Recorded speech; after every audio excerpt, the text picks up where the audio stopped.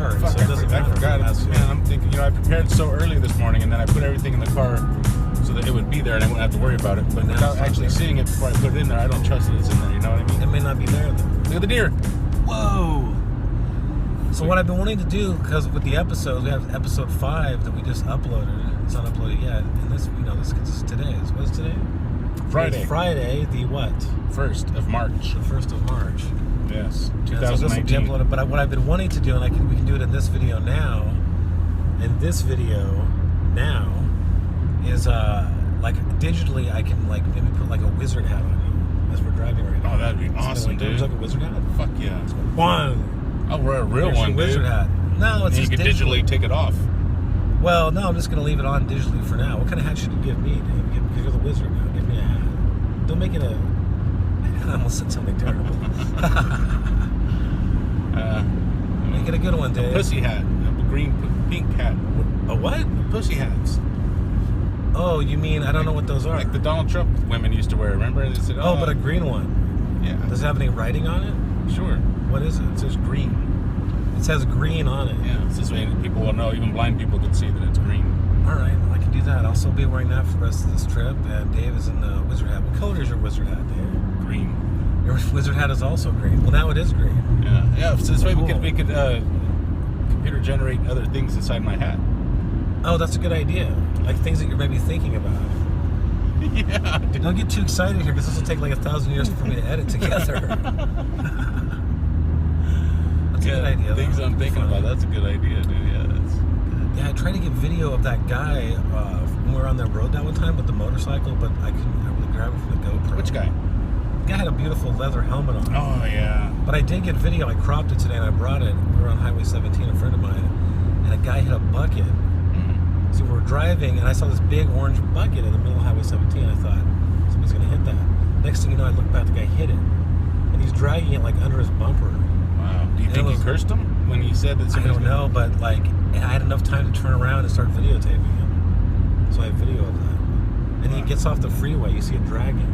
I'm sure he's going to love to see that on the... You can't read his license plate, so it's okay. We can put it on the Facebook thing. It's unreadable, his plate. But it was so bizarre to me because there was plenty of time, I can't imagine how distracted that driver was to not see like a big bright, orange. Is it not legal to put the license plates to allow? Oh, I don't know if it is. I just would never do that as a matter of courtesy. Right? Yeah. As a matter of courtesy, yes, but I think it's legal if you're out in public. Oh, I don't know if it is. We could look it up and talk about it. Well, I have extra cards too if we need more questions. I brought a whole stack. Good. Yeah. I brought a whole bunch of questions. Research material. Hey, look at your phone. Whoa! Oh, son of a... Dude, it's going to be good in the video. Dang it. Oh, man. It fell off the thing, and it's... Jeez, man. I got to put the sock buddy on there. It's okay, Billy. Oh, because you know what? That came off of it. Yes. Oh, I see. You didn't clean your thing off before you put it on there. No, I just leave it on there all the time. I know, but before you put it on there the first time, you didn't clean it when you stuck it on there. Oh, is that what happened? Yes. You know what probably is more likely is I'm kind of a real greasy person. And probably just got grease up going on right now.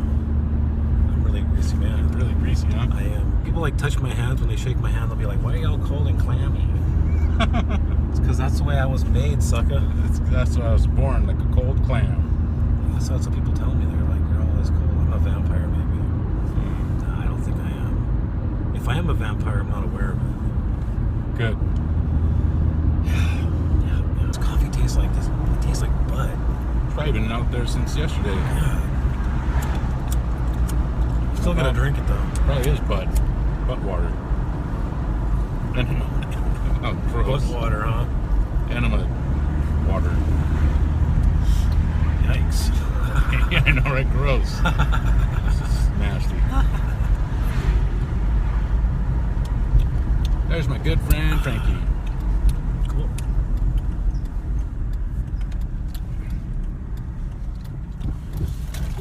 And here's Gordon. He's a customer of mine. Alright, So we'll take care of this. So we have a good show. This is gonna be this is a show for Friday, and today is what day, Dave? I don't fucking know. He doesn't know what day it is, but this is the Friday show for whatever day this is that I put on the screen there. And here's the show. Take a listen, because that's I cut out all the commercials, and this is where we're gonna have the show that we're about to go do now. So it's like time travel.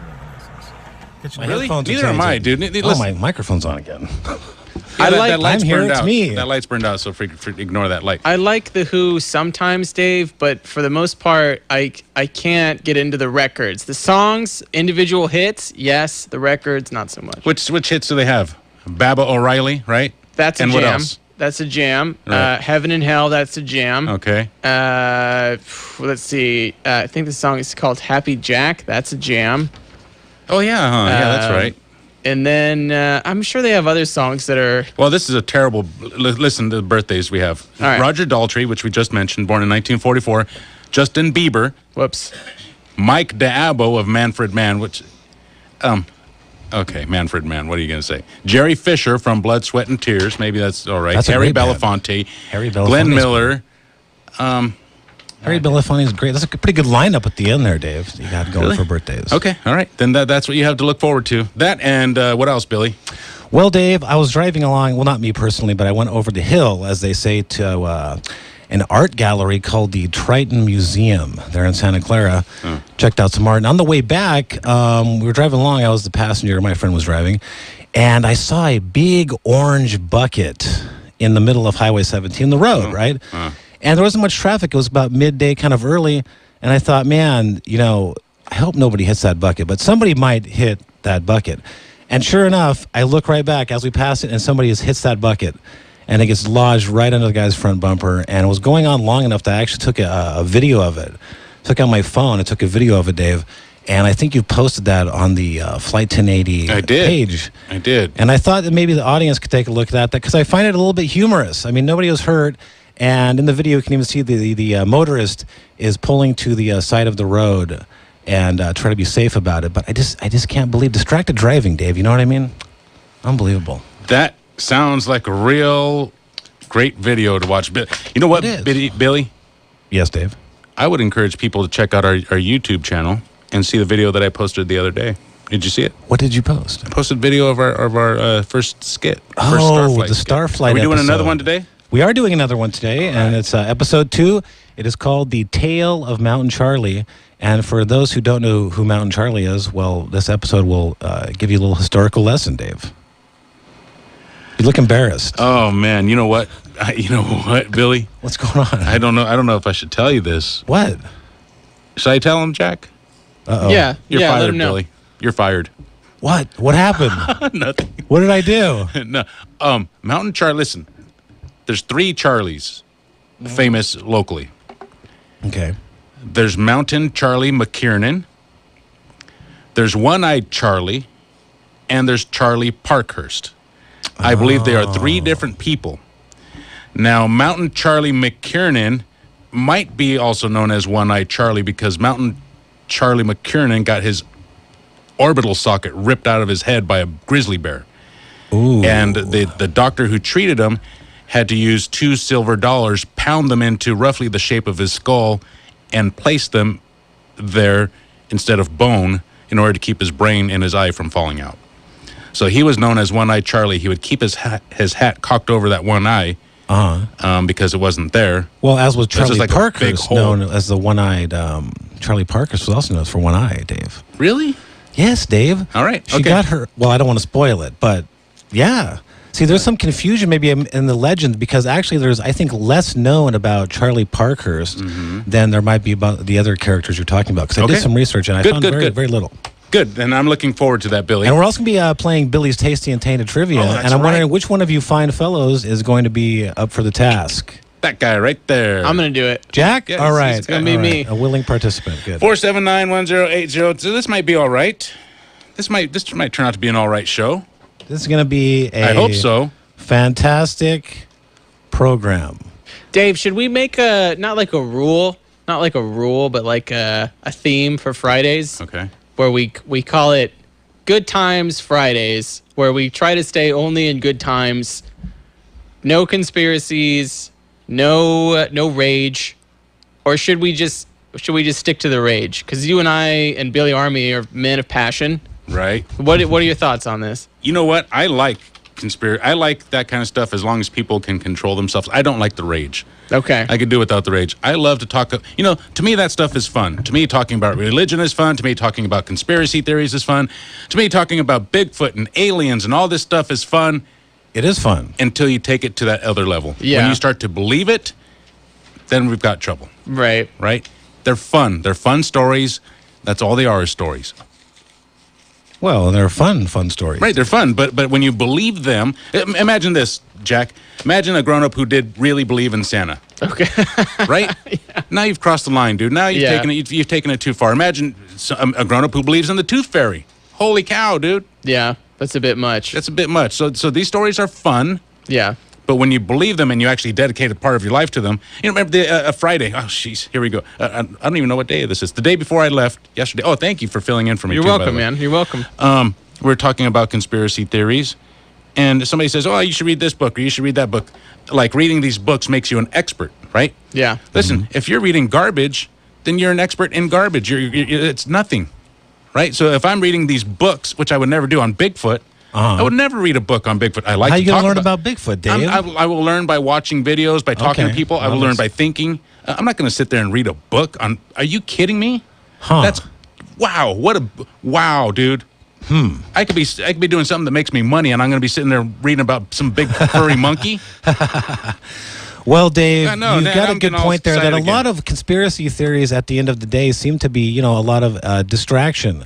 They're just kind of loose theories that your mind can wander on and make sort of loose conclusions. Sure, they're fun. They're fun. And they're just for fun. Yes, sure, that's what I just said. Billy didn't shoot. But it's awesome. But see, that what our skit, Dave, with the Charlie Parker story is it's based on reality, though. Oh, this is going to be great. Now, I did read this, and I did do some rehearsing, and Billy, you did some research, and this is great because it focuses on local history. And part of the Tasty and Tainted thing that we have, I did some local history research, too. So this is going to be great. If you like local history, you're going to love this show. If you like live skits, you're going to love this show. If you like good information and good topics, you're going to love this show. You're going to love this show today. Yes. I'm here along with Jack Stein, Billy Army. Thank you guys for joining me. Go Pilot. It is hotter than an otter in here. Flight 1080. Okay, I do have some stories that I posted on our Facebook page.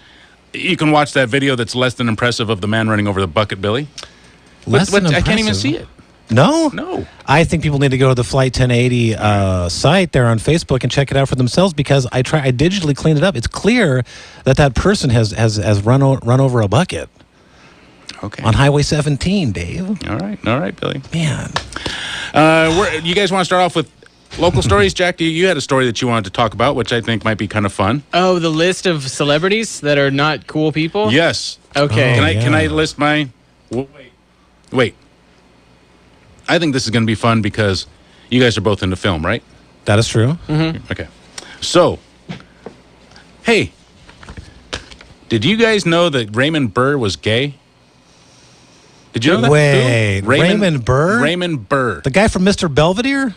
No, dude, the guy from Ironside and Perry Mason. Oh. And the guy who, I don't know. No, where'd you hear that? And he was in Godzilla, too. That sounds like some kind of a rumor, dude. He was in Godzilla, too. No, he's gay.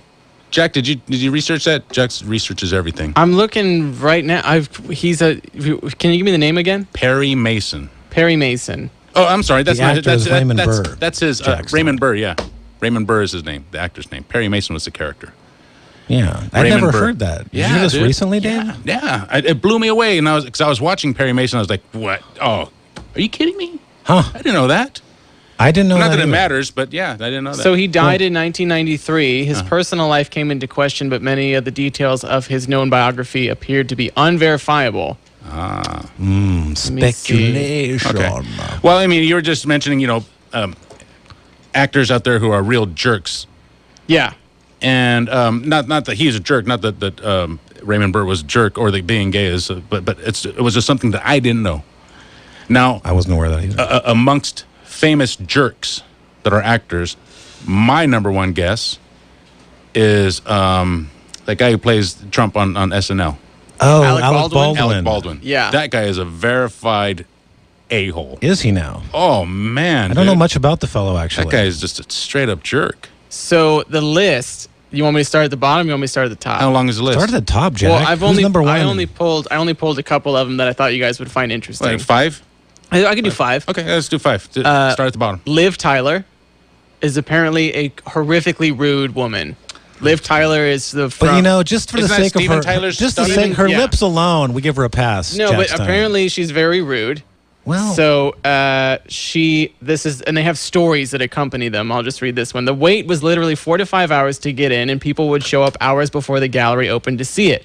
When Liv Tyler walked in, she cut in front of everybody and told the guard that she was next. He told her she was not, and that accommodations could be made ahead of time for busy people or VIPs. She just could not cut in front of everyone without warning. Apparently, she threw a huge tantrum, and then Orlando Bloom showed up. it sounds like a cartoon, actually. And so they let him in. Well, that's, we hear stories like this, but maybe she's having an off day. You never know. I am personally a fan of some of her acting, Jack Stein. Really? Tell me a movie that she was in. One Night at McCool's. What? Yeah, that was one of her first films. And actually, John Goodman is also in it. And it was John Goodman, and I can't remember the other lead's name. We don't see him too much anymore, but he was a sort of a heartthrob, and they both fall in love with her. Good movie. We got to call her in the air, That Dave? sounds real original. But yeah, we do. Steve is calling from Aptos. You're in the air, Steve. Hey guys, I was actually in Venice Beach one day at Abbott's Habit Pizza, and I looked across the street, and there was Gina Davis at the frozen yogurt place with her friends across the street. So I stopped everything. I said, "Nobody touched my pizza," and I ran across the street to meet Gina Davis. And I ran up to her, and I said, "Hey, I'm a big fan of yours," and she acted like she didn't even know me. But she didn't know you. I know, that's the funny part. She didn't. It's true. She didn't know me. Jeez. But the other thing I wanted to say was about Raymond Burr. He owned an island off of Fiji, and the spiritual community that I was involved with for many years purchased that island from him. Actually, one of the devotees was a high-tech success story that purchased the island for one of the spiritual masters in the community. And I'm not going to mention the community, but that belonged to Raymond Burr, and he was a very cool guy. How much did they pay for the island? Do you know? Yeah, it was. I think it was back in the '80s, and it was a lot. Like it was in the millions. Well, Yeah, it was a private island. Raymond Burr, and I'm going by memory on this, Dave, but Raymond Burr owned his own private island, which and it employed local Fijians on it to maintain it and so forth. all right. Thank you for your call, Steve. 479. If I owned a private island, No idea. I'd be the only one on there. What's the point of having a bunch of people on there? And And there's other people who are private. it's not right, private Dave? anymore. Yeah. That is a very, very excellent point, Well, Dave. thank you, Billy. Okay, so we got number 5. That was Liv Tyler, right? Right. These are the biggest jerks in Hollywood. Biggest- I still meanest like celebrities. her. I don't buy it. The biggest, meanest I celebrities. didn't like The- your example, Jack Stein. The next one is DJ Khaled. Really? Yeah. DJ I'll tell you what, Khaled. he's a terrible DJ. He's So- garbage. Yeah, so the story is, and it's a long story, so I'll paraphrase it, but that he went into a restaurant some guy was working at, and he proceeded to request the chef, before he ordered his food, the chef to come out, and he explained to the chef how he would like his food prepared. He hadn't seen the menu, and he hadn't spoken to anybody except for, "I want to see the chef."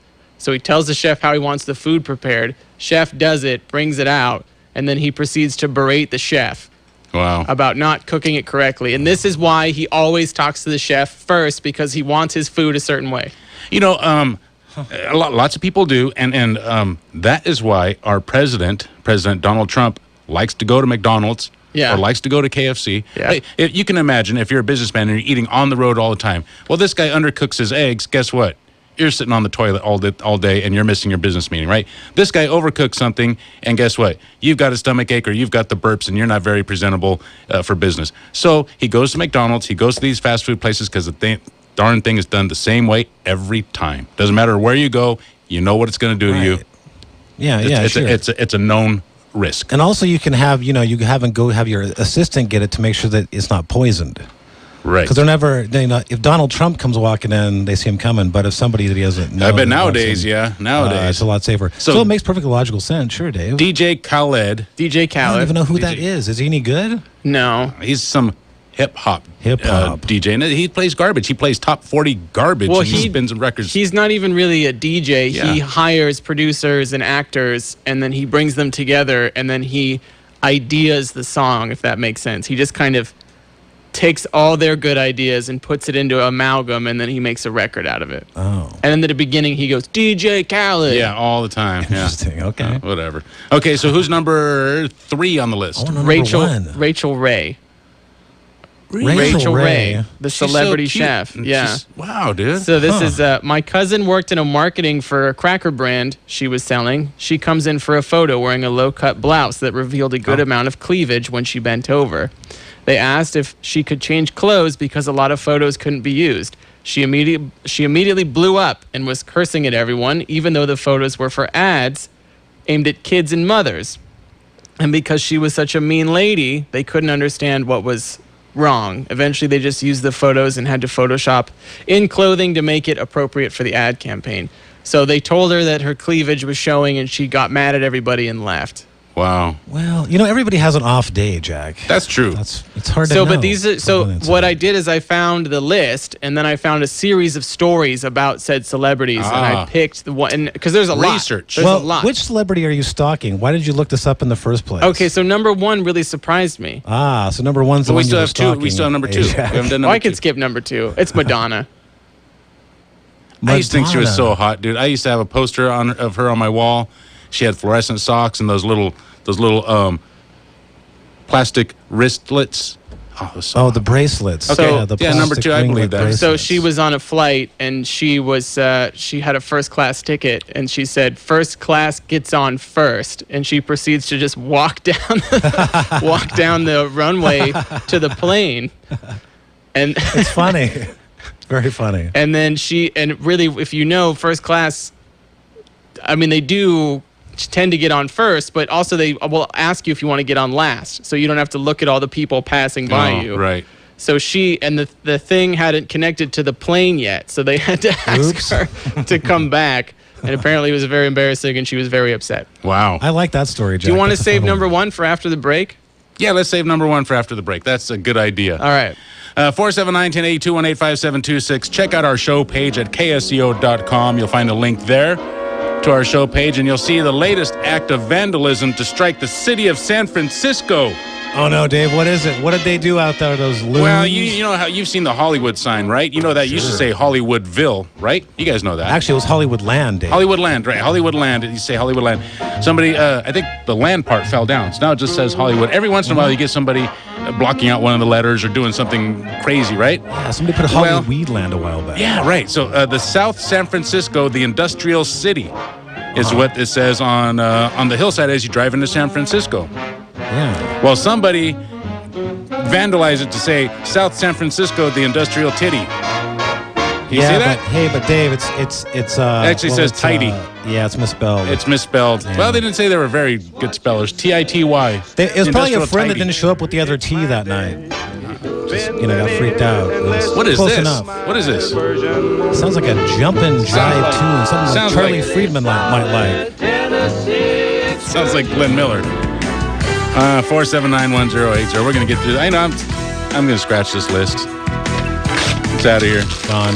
KSEO Radio News is up next. Here's Phil D. Seth.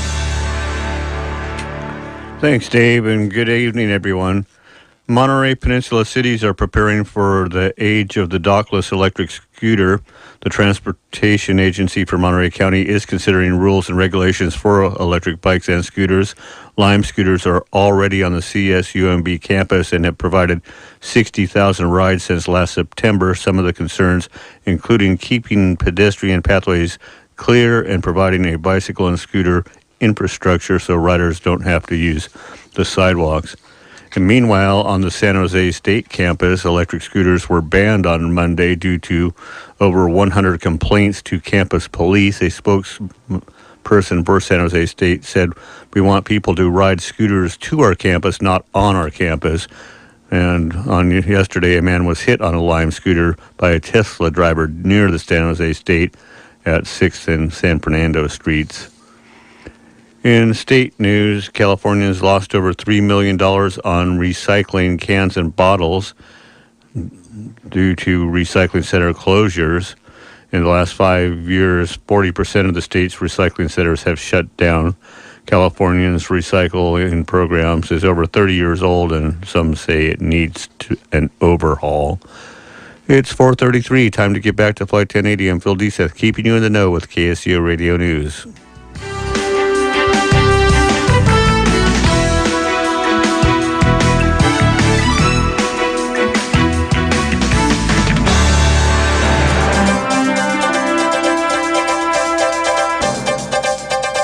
Thank you very much, Phil. KSCO headlines, by the way, have been brought to you by Primo Roofing. You need a new roof to protect your home or business from winter rains. You can rest easy. Primo Roofing offers a variety of easy, flexible finance programs with no money down, no income verification, and 100% financing. Call or click for a free estimate, primoroofing.com, 831-443-3605. KSCO drive time, 434, King of the Hill traffic. Straight ahead, here's Jack Stein. Thanks, Dave. Looks like Highway 17, traffic is moving at the limit for the most part. There is an accident just outside of Bethany Park. That's in the southbound lane. Closer to Glenwood, looks like, actually. It's not causing any delays at this point in time, but look out for that if you're heading back towards Santa Cruz. Highway 1 southbound is a 23-minute delay. That's from Morrissey all the way through to Aptos. Looks like traffic is moving at the limit everywhere else throughout the Central Coast. If you go inland to Highway 68, that's going to be about an 8-minute delay this afternoon. And Highway 101 from Salinas through to Prunedale and on to Gilroy, no incidents or delays. It's currently 59 degrees at KSCO. Tonight's going to be a chance of heavy rain, about 90%, and rain lasting through the weekend. That was your King of the Hill traffic and weather report. You're listening to KSCO. Networks has been providing internet for over 12 years to the Central Coast. One of only a handful of internet service providers that signed the industry letter to the FCC supporting net neutrality and is dedicated to maintaining a secure, free, and open internet experience. Join the Etheric Network and experience our superior service. Our contracts are friendly and simple to understand. We offer predictable monthly pricing. We have local technical support that's available 7/24. Importantly, Etheric offers the same speed on upload as download. We offer a symmetric service. Call 650-399-4200 or visit etheric.net online. That's ETHERIC.net. Etheric is a Bay Area-based company, and workers currently own 20% of our stock. We offer living wages, and our engineers are responsive. We often can install people within a week or in emergencies the next day. Call 650-399-4200 or visit etheric.net online. Don't forget to mention KSCO to receive your $239 discount on installation equipment. Happy surfing. Good news. KSCO has just extended the Rush Limbaugh Show for 3 more years. Why, you ask, would KSCO want to host this political rabble-rouser in the most politically orthodox city north of Caracas? Here's why.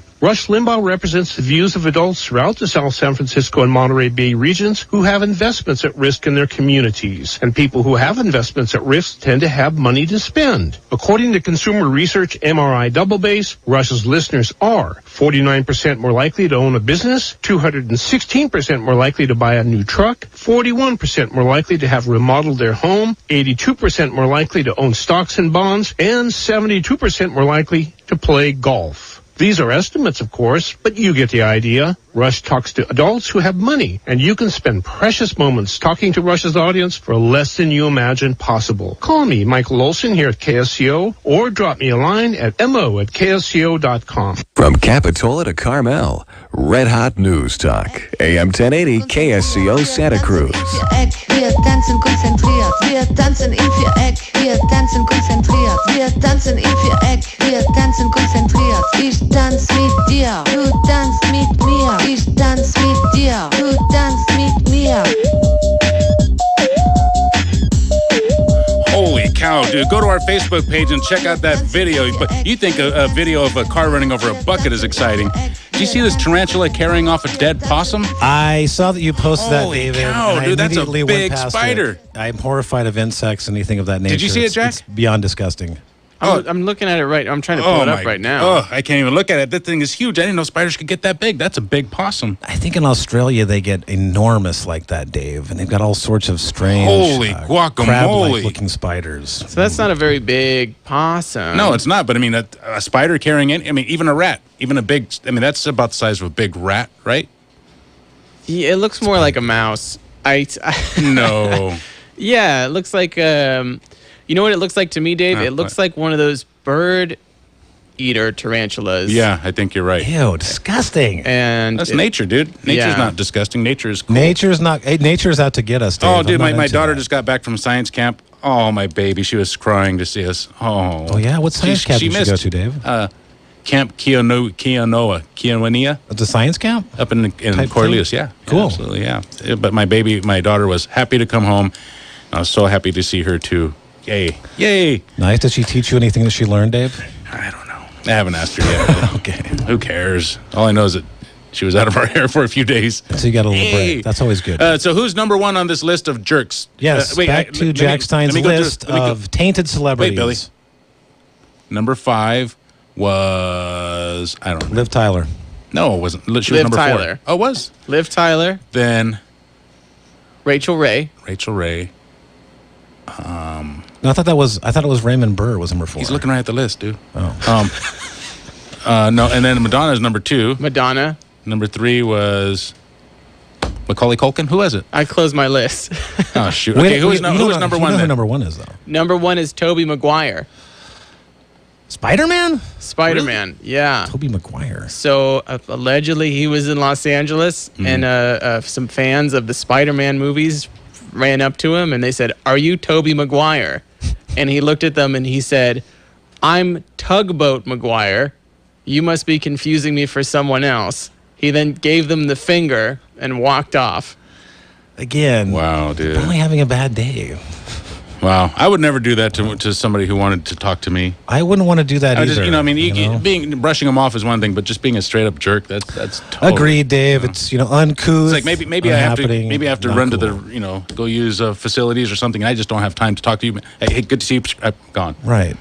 But not to be a jerk. Okay, you guys are film aficionados, right? You guys are film lovers. Yeah, Dave. I saw a movie this weekend too. I didn't tell you about. What is it? It was called, and it's been a long time since I went to the movie theater, but the millennials wanted to go out to see movies, so they said, "You want to come with me and come with us, see this movie?" And I said, "Sure." What movie was it? And it was Happy Death Day 2. It was a sequel. So that was probably off to a bad start. But let me tell you something, Dave. This film, it is still playing in theaters now. Probably the worst pile of junk screenwriting. I mean, the plot is all over the place. There's parallel dimensions going on. Oh. There's people have said that I guess the first one is similar to Groundhog Day, because what happens in the film is this gal who's the lead, she dies, see, Dave, she gets murdered, but then she keeps waking up and reliving that day and getting murdered over and over again. And the first one was a dark comedy, and this one had some comedic elements, but it was not. Boy, who would have thought that? I guess, it was probably just the first one did so well that they thought, the producers thought, we can come up with another interesting idea, a spin-off script, and it was weak. I mean, it's one of those films where, you go for the fun of it, Dave, but at the end of the day, not very good. And who would have thought, Jack, that a film called Happy Death Day Part 2 would be Trying bad? to give it a chance. Rosie did a review, not a review, but she does her movie thing, and I think that I printed out like the synopsis of that movie for her, and she goes, "I don't know why anyone would ever want to see a movie called Happy Death Day 2." Yeah, it was a weird one. Same people who saw it 1, right? I think 1 was good, though, Dave. I think 1 did well at the box office. Is why they made a second one. What's the most famous The second one was just no good. That's Waterworld. Waterworld is the biggest loss of any movie. But that was sequel, Dave meant. the sequel, Jack. though. Oh, A sequel film. I'll look that A up lot right of them now. do so Well, you guys are poorly, looking that up. Here, pay attention with your ears, okay? Don't use your eyes, just use your ears. I want you guys to concentrate hard. I'm going to play something. Now, we're going to do Tasty and Tainted. This is something I brought up just for fun, but we have plenty of questions, so I'm going to spring this on you guys just for fun. Okay. Now, some of the stuff that I have for Tasty and Tainted trivia is Asian-based. Asian culture, Asian this, Asian that, right? Mm-hmm. This movie clip is a very, very popular movie. Came out in, I don't know, I'll find out what year it came out. It's dubbed in Japanese. It is a very iconic scene, and I think you will get it, but maybe not. And I think what's interesting here is that the Japanese actors, I think, pulled off the drama and the intensity that was required for the English actors to do it. Now, and by English, I mean American actors. Dave, are you looking for the name of the film? Or supposed to I am guess looking for the film? name of the film, yes. It's a Japanese film. No, it's an American film. Oh, it's an American film. It's an American film. Okay. And I don't know. If I say who directed it, I think... We need some clues. What about the time period, at least? Then it was made. Hold on here. Because then we could, maybe give us some sort of clue, because just saying an American film, it leaves it wide open. Well, okay. So wide open. Let me see. I'm going to see who directed this film here. 4791080. Now, if anybody wants to call in and maybe they can beat you, okay, I thought so. Do you want the answer for the worst movie sequel ever made? Yes, absolutely. I'm so sorry. It's so Paul Verhoeven's Basic Instinct was a surprise hit, even going so far as to earn a couple of Oscar nominations. Its sequel, on the other hand, won 4 Razzies, including Worst Picture and Worst Actress for Sharon Stone. Basic Instinct 2 got a 30% boost in its budget when compared to its predecessor, while making only 4% of what the original movie made, making it the biggest flop. They spent more money to make a fraction, 1/25th of what they made from the original. Yeah. Jeez, that is pretty bad. Interesting. I didn't know that. Interesting, Jack. This film here that I'm about to play is dubbed in Japanese. It came out in 1980. Okay, that helps. It was... I can't tell you anymore. Is that enough? Let me play this. That's enough for me. Okay. Let me play this, and then if you need more help, I'll start dropping some more clues. Here we go. All right. 中に入れておくれ。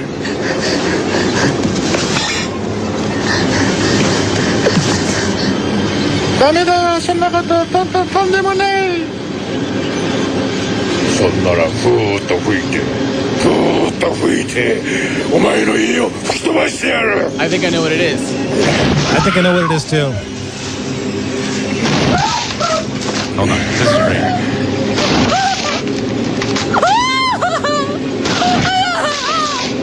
Oh, I know what it is. You know what it is? Yeah, definitely. Okay. What do you think it is? What do you think it is, Jack? I know it. I don't like playing the woman screaming. It really bugs me out. I mean, this is just a gnarly scene. Come on, Jack. I know it. I know it. Wait, I thought I knew what it was, and now the woman... The Shining. Here we go. Here. Oh, wow. Oh, I don't... It's The Shining, Dave. 狼さんですよ。 Is it The Shining? It's The Shining, yeah. When he said that, "Oi, dong, dong, dong," that is when he says, "Here's Johnny." Here we go. 狼さんですよ。 That's when he says, "Here's Johnny." Wow. Yeah. I've seen that movie so many times. I know. That was great. I mean, the Japanese actor, you can hear the intensity in their voices. That's great, man. That girl must have been so freaked out to play that role. Yeah. Shelley Duvall. You know what happened to Shelley Duvall with that take? No. Is that Kubrick loved to torture Shelley Duvall. He loved it. So he had everybody on set always tell Jack Nicholson what a great job he was doing, but to give no praise to Shelley Duvall whatsoever. He had people keep her up for hours at a time, so he had people disturbing her while she was sleeping. So she would be. He made her take hundreds of takes of the same scene, walking up. So you see in the movie, she's actually losing her hair. Shelley Duvall was actually losing her hair because she was so stressed out all the time. So in that scene where the axe first comes through the door, they told her, they said, "We're just going to do a test. The axe isn't actually going to come through the door." Allegedly, she'd been awake for something like 48 hours. Right, and so the thing that you see is the bang of the axe, and then she starts screaming. That's allegedly her really reacting, and then going with the scene. So the first, before she realizes, or for initially she's just startled, right, and then she actually starts screaming. Allegedly, that's because she was such a good actress. She just knew to roll with the scene. She knew at that point that Kubrick was messing with her. The thing is, all I can say at the end of the day is it works for me. What? The You movie? know, the movie. Oh yeah, it's She a made great it work. movie. It's fantastic. It's fantastic. I mean, we look like at it. Shelley Duvall now, and she's insane. not doing. Yeah, she's kind of She crack-minded. literally is. And we wonder. Has got some mental problems. Some of us probably wonder about those days back then. Maybe too much mental. Who knows, Dave? Who knows? But it's a fantastic film, and that was Japanese, huh, Dave? That was Japanese. Yeah. Interesting. Very interesting. Yeah. Yeah. You guys ready to play Interesting Tasty to hear like the Tainted French trivia? version. Yeah. and, You ready to play Tasty or Tainted? I'm absolutely ready to Okay, go play get in there. Tasty and Tainted Trivia, Dave. Go get in there, Billy. Are we gonna have enough time, Dave? Sure. Yeah. It's 10 minutes. Sure. All right. 10 minutes is plenty of time to get a stomach ache. Here we go, Dave. Here we go. Let's do it. Let's play. And now it's time for Billy's Tasty and Tainted Trivia. Hurry up, run, Billy. Run. Dude, get over there. Hurry up. This thing's only so long, man. Hurry up. What are you Okay. doing? My note cards, man. I forgot my note cards. Oh, jeez. This guy. So We're out of music. Oh yeah, great. This is a great transition already, Billy Army. That's Billy- smooth. Okay, Billy. So remember the rules. That's the wrong mic. There we go. We can just edit that in post, guys. So remember the rules, Billy Army. No liquids. No liquids. No liquids sir. for you, Billy. Photograph, if you're listening, we have no liquids No today. liquids. Okay, so what? Give me the first question. Okay, Jack Stein. Hold on, Billy. You got to point you got to point your mouth at the mic. Oh, sorry. There you I go. apologize. No Much worries. better now. All right, this is question number 1. Now, these questions have to do with words. I've pulled these questions from a game called Articulation. Okay. So here we go. Question number 1. What is nebulophobia? I feel like A- that's okay. Go ahead, Jack. No, No, go no, ahead, no, Jack. no, no. You go ahead, Billy. A person suffering from nebulophobia couldn't live in San Francisco. Nebulophobia refers to A, the fear of water, B, the fear of fog, Okay. or C, the fear of quaint restaurants. It's gonna be B.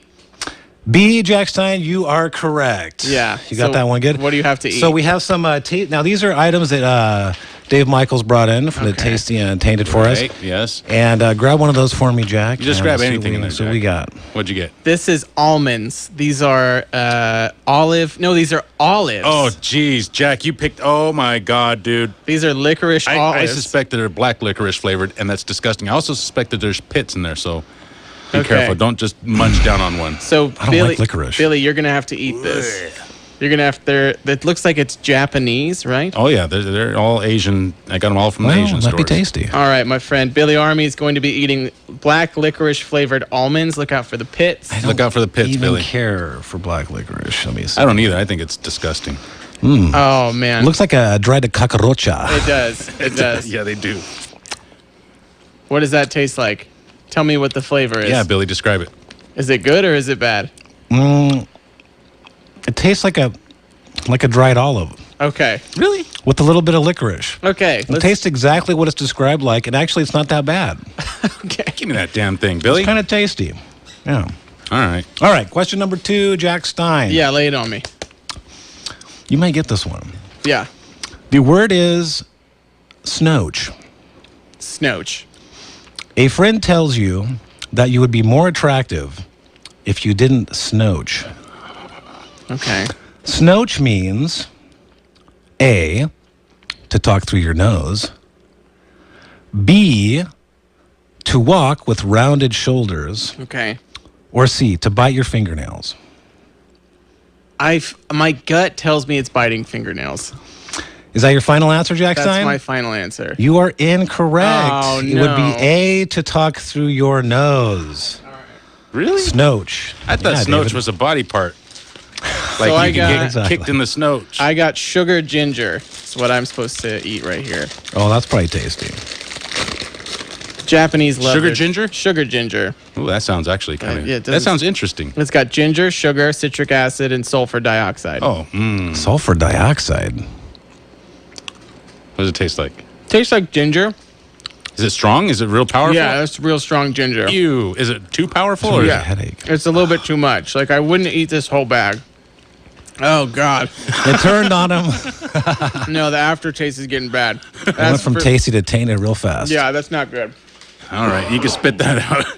I got to wash that. Oh, man, it's getting worse over time.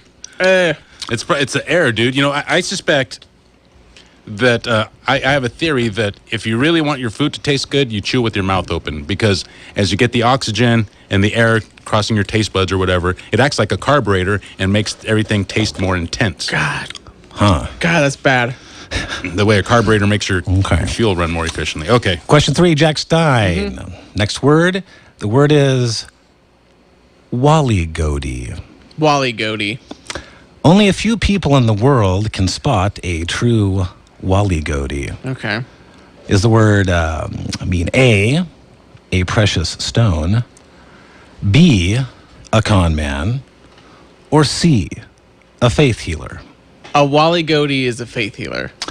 No, Jack Stein, a Wally-goaty is a precious stone. Wow, I believe Jack when he says it with so much certainty. So this is candy. It's tamarind flavor. Ew. Oh, I think you might have got another good one, maybe. I don't. I Wait, think that's a Dave. bad one. This I think that's a bad one, this Andy. has silica gel at the bottom of it. Is that good? Well, no, because silica gel is what they put in beef jerky to make sure that the moisture stays in it.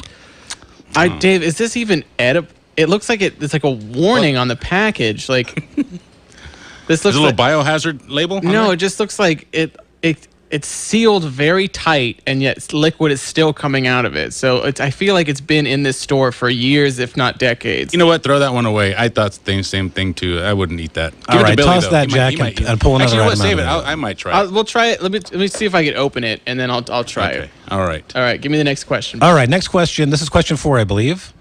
Jack Stein? Yeah. This is a word origin question. Okay. I think this one's kind of too easy, but we're going to go for it. No, I'm not going to do that one. It's just too easy. Okay, word origin question. Okay, here we go. From the Indo-European word meaning to yoke together or unite, we are given, is it A, sibling, B, divorce, or C, yoga?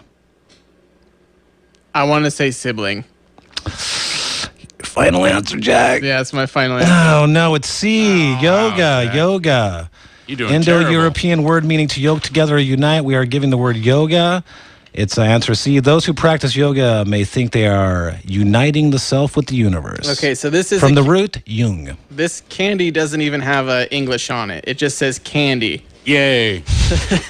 But it's all Japanese. They look like mints of some Jack, kind. I think this might be the soda pop candy mints. Yeah. They taste like soda pop, maybe. Oh, God. This is like that one kind of Japanese drink that all the kids drink up at UCSC. Oh, Ramune? or something? Ramune? Yeah. All right, let me. Oh, God. Oh, my God, that's bad. Is it? What does it taste like? Describe the taste, Jack. It tastes like a Smartie. Oh. But like if a Smartie had been sitting in a closet for 30 years. That does not sound appetizing. Candy. Ramun Morigama. I can't even say it. All right. That sounded pretty good. All right, you're not doing too well with these questions so far, Jack. No, These I'm have been not. tricky ones. I'm glad they've been tricky. All right, this is our final question. I think this is a final question, right? Number 6. Yeah. This is also a word origin question. I think you'll get this probably pretty easy here, Jack. Okay. Which of the following expressions originated in the shipping industry? Was it A, A1, B, numero uno, Okay. or C, tops? Okay, so A1 is a military term for service. So A1 was a draft thing. That was your level of fitness, your overall fitness. You don't know what it is, do you? No. So it's not A1. Okay. What are the other two? B is numero uno, Okay. and C is tops. I'm going to say tops. No, final answer, Jack. You are incorrect. It is A. No A1. A1. Yep. The letter A refers to a new ship, and the number 1 means the ship has a great capacity for cargo. Okay. Here on Billy's Tasty and Tainted Trivia. Last item, Jack. What do you got? These are beach mushroom crisps. Oh no! I think you got the horrible. I don't want to make him too sick, David, because you got a live thing to do after that. Let's hear him. I want to hear him, Ralph. So they're chips, right? But they're mushroom chips. What do they smell like? They look awful. Like chips, like kind of like potato chips almost. All right. These are beach mushroom chips. I'll just try the one. These are good. What? Yeah, these are good. He likes them, Dave. He really does. I can't believe it. These are tasty. These are really good. Wow. Oh my gosh. He's going to eat those between the break. Those are going to go down smooth. I've tried beach mushrooms fresh, and they taste horrible. Man. All right. These kind of taste like pistachios almost. Wow. These are really good. All right. 479-1080. That's going to wrap it up for this edition of Tasty and Tainted. Hey, Jack. Yeah. Remember when we had the Santa Cruz Mustang Club come down? Yeah. They brought their car. Yeah, Cammy and Ed. One was named The Tick. Have you ever seen The Tick? I was in The Tick. No, I mean, have you ever seen the cartoon series? Oh, yeah. Okay. Now, I have here a list of... I wrote some stuff here to it. I wrote these down, so I don't want to waste these, okay? Here's a question for you. Which of these superheroes is fake? Which of these is not in The Tick? You ready? Okay. Is it Bipolar Bear, Sewer Urchin, or General Mayhem? I think it's Bipolar Bear. Bipolar Bear is a superhero. Wow. Yeah. That's a cool name, right? Yeah. Bipolar Bear. Interesting. I like that. I'm going to eat these mushrooms during the break. You're going to get sick during the break. I'm going to get in there, too. I can't believe those taste good. And we're back in the air. Billy's Army. Hey, Dave. How you doing, Flight Billy? 1080. We're sailing smoothly. Jack Stein. How are you doing, Jack? I'm doing all right. I'm ready to read this script. And joining us to help us out with the script, we have a guest. She's joining us. Thank you to Julie Adams, right, Julie? Yes, hello. Okay. How are you doing, Julie? I'm doing fabulous. Great. So you ready to help us out with this skit here that Billy wrote? Oh, I am so ready. Did Billy give you a script to rehearse? Yes, he did, a little bit. So we're going to do this after the bottom of the hour, right, Billy? That is correct, Dave. Okay. Gives us a little time to rehearse between breaks. We're just going to we're going to hang out with Julie. Yes. We're going to find out more about you and then prepare for the skit coming up. So, Julie, tell me a little bit about yourself. Well, my name is Julie Adams. Actually, my married name is Clapham, but my maiden name is Adams, and I am a mom here in Santa Cruz. I've been here for 13 plus years, and I just love my community here. I've been here raising kids, 2 boys that are a bit crazy, and have brought me into this whole world of performance and whatnot, and that's how I got to know Billy, was through my boys, actually. So. Oh, really? Yeah. Explain through your voice. My oldest son, who's now 13, and I did a class through Santa Cruz Performing Arts, and Ben Jammin, who I think has been on the radio show before. Yeah, before you. Yeah. And through Ben, I got to learn how much I really wanted to be the one on stage. It doesn't scare you to be on stage? Not at all. Not at all? I'm terrified right now. This is my skit, actually. Yeah, this guy's it does a bit, but I really, really do. I love it. I love making people smile and making them laugh and whatever. What if they gave you a part where you were supposed to be like a homicidal maniac? Would you have as much fun playing that, or do you like playing the more I could do fun it, parts? but I think it might compromise my heart a bit because I tend to feel everything I do. You know, I was doing that as I was rehearsing these lines today. Yeah. I think the biggest part of being a good actor is to not pay attention to how you feel, because I'm the same way, right? I would like to play a part that's happy and all this. Yeah. But if I had to play a part that was where the character doesn't talk like I do, right? Right. I mean, who talks like this? I couldn't do it. I think you have to be able to disconnect yourself. Yes, definitely. And set yourself in neutral, and then kind of grow into the part, which is a talent. That is a skill that's very, very hard to do, to leave yourself back. Yeah, I have a very good imagination, and I can pretend really well.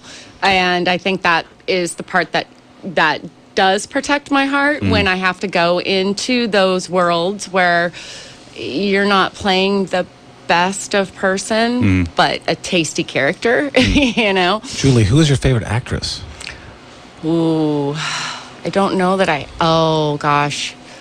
The woman that plays Jessica Jones, I love her. I can't remember her name right now. I'm a big... From which program? That's Kristen Ritter. Yes, Kristen Ritter. Which program love her. is that? Jessica Jones is on Netflix. She's also was in Breaking Bad, I believe. Oh, Breaking Bad. And I think that's it. But I love her. I love how gritty she can be. Like, she's totally dysfunctional in Jessica, but yet she still helps people. Like, her heart just wants to make everybody in her world safe. Is she on a current TV show? You know, that's a good question, Billy. I don't know. I'm sure good old Jack Stein over there could pull it up and find out for us. Wait, what's the question? Kristen Ritter, current show. So she, that's Jessica Jones, but that got canceled. So I'm pretty sure she's probably going to make an appearance in the Breaking Bad movie. Okay, yeah, I There's a heard movie that was coming out? coming. Oh, Yeah, interesting. yeah. Wow. Yeah, I also really love the whole DC universe on CW. Any of those badass women Really? that kick. Yes, I do I do some cosplay and some Comic-Con stuff with my kids, with my boys. So, yeah, we like to pretend. Who's your favorite superhero / heroine? I have to pick one. 2. Okay. Well, I like a lot, but I love what's her name from? Oh, I'm drawing a blank on the name right now. If you could play any role, a superhero, a supervillain, which would you play? That's a great question, Dave. Oh man, I'd go for the supervillain. I think I would too, because there's more that you can do with the part. Yeah. Like, you can only be so happy. Right. Lex Luthor, I think, would have much more fun, or be much more fun at a party than Superman would be, right? Right. Superman would be like, no, I don't do that. No, I don't do that. Right. No, I like, and that's maybe why I like Jessica so much, is she's got that dark side to her where she's totally an alcoholic and she cannot function unless she's drinking a serious amount. Jeez. Right? Holy cow. But yet she's still able to, like, help her friends out and save these people and, like, I don't know, just do good. Even though she's just completely dysfunctional. And I guess I identify with that a little bit. The only female superhero that I can remember watching on TV was that one with the big Amazon woman. It was Xena? Xena, Warrior Princess. Oh, yeah. She's I actually pretty thought it was awesome. a fun one. Yeah, definitely. Yeah, there's definitely, I love, Netflix is doing a lot of women central hero stories. And I love that. And they do a lot of actually, like, and with this pertaining to the story, a little bit of transgender and LBG, whatever, you know. And I love that they portray all these different parts that could be really what's going on right now. Are the women's superhero comics, are they guilty of Pandering to the audience, maybe, Dave? A little bit. I'm going to say this the only way I know how, and that is, are they guilty of sexualizing women? So Wonder Woman, right, has everything showing. I mean, there's nothing left to the imagination. Yeah, right. Okay. And it seems like all. Well, wait, Dave, super good question. I think that's wait, Dave. Now that you say that, I don't mean to cut you off, but look at Superman. He wears a tight little outfit. Yeah, and you see all his muscles. So you see his junk. But he's not. He has pants on, and he's not showing his chest. He does pants. He wears those little tight. He has super pants. But you can see all his muscles. How do you think he blocks the bullets, Billy? It's a super pants, man. Come on. But he's got all the you can see the definition of his muscles. You can see the definition of his maleness. I mean, like, it's not, like, ambivalent. It's not like Barbie or Ken, you know? You can tell.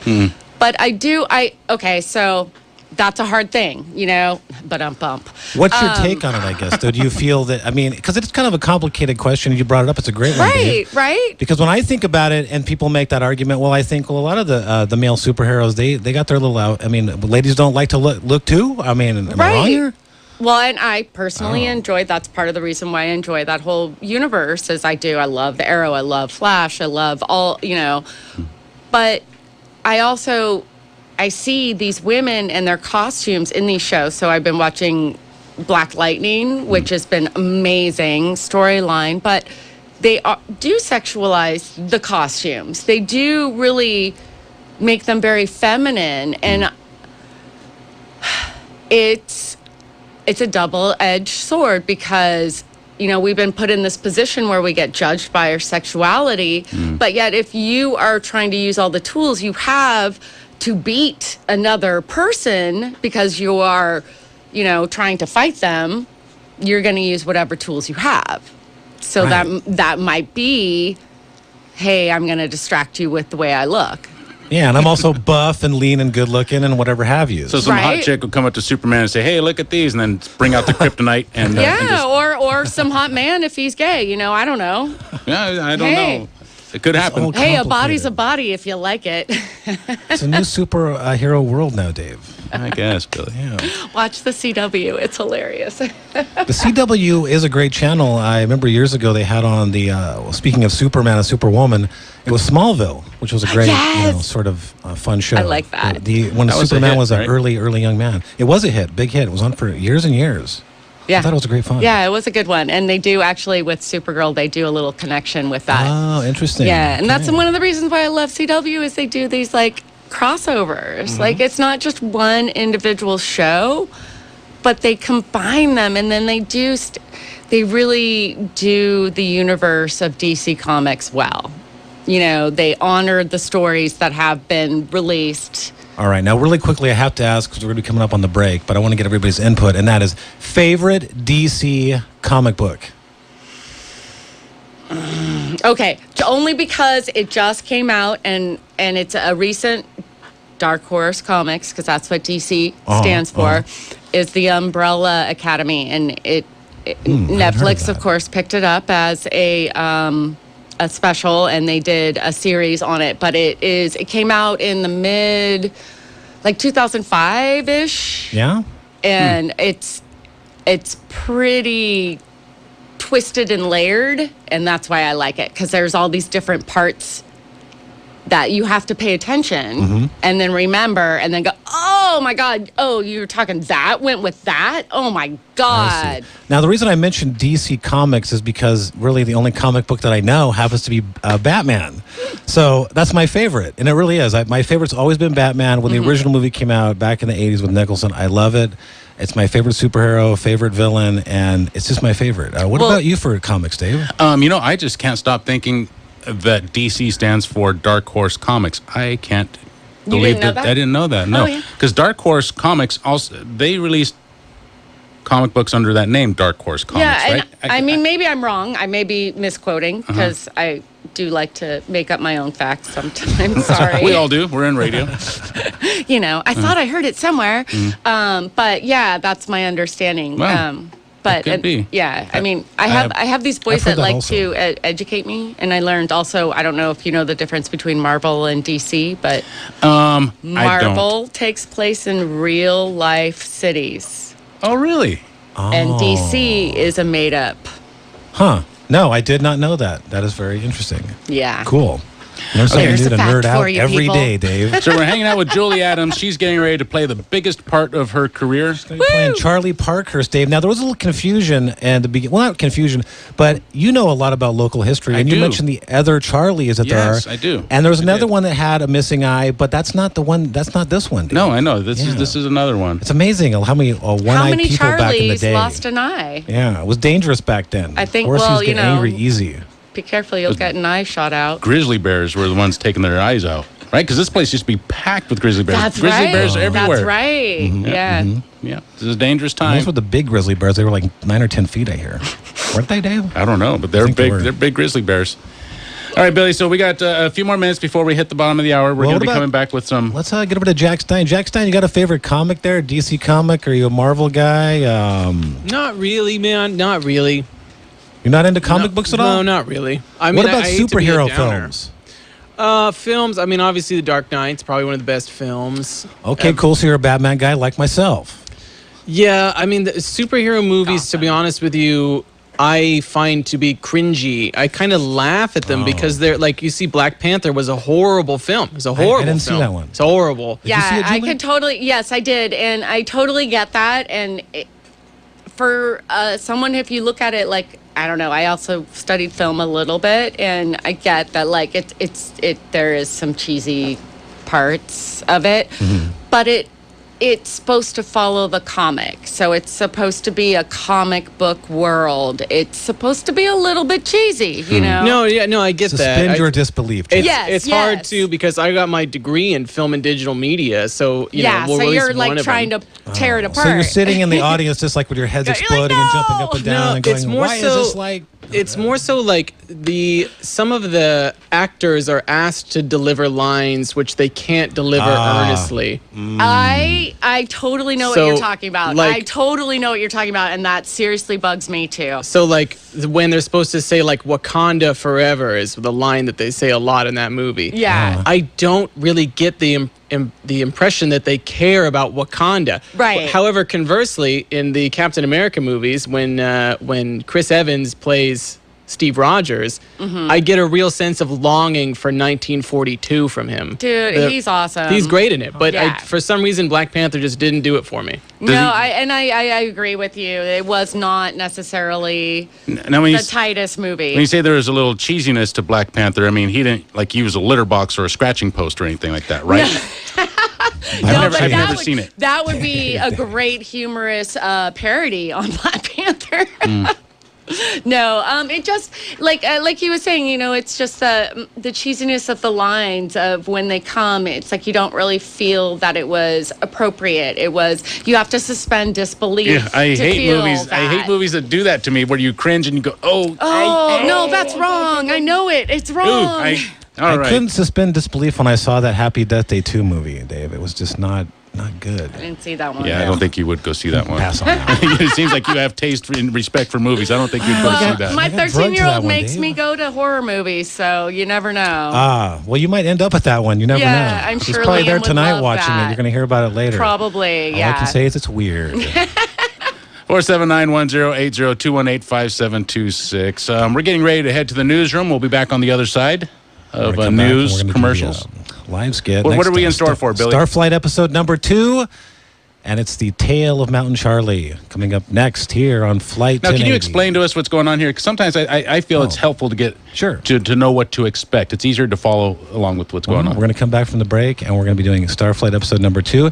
It's a takeoff parody. It's sci-fi. Have a good time. It's a little bit of a history lesson. It's a skit, history lesson. It's comedy. It's science fiction. It's fun radio. Use your imagination. Sit back and enjoy. As after the break, episode number 2 of Starflight, The Tale of Charlie Parkhurst, starring Dave Michaels and starring Jack Stein, starring Julie Adams, and I'll be in there, and we're going to have a great time, Dave. It's going to be fun. KSEO Santa Cruz, 5:30. We will be back from the future. Audio cues. Yes, I'm ready to rock and roll. No Yes. minor mishaps. All right, and 5, 4, 3, 2, 1, and action. Whoops.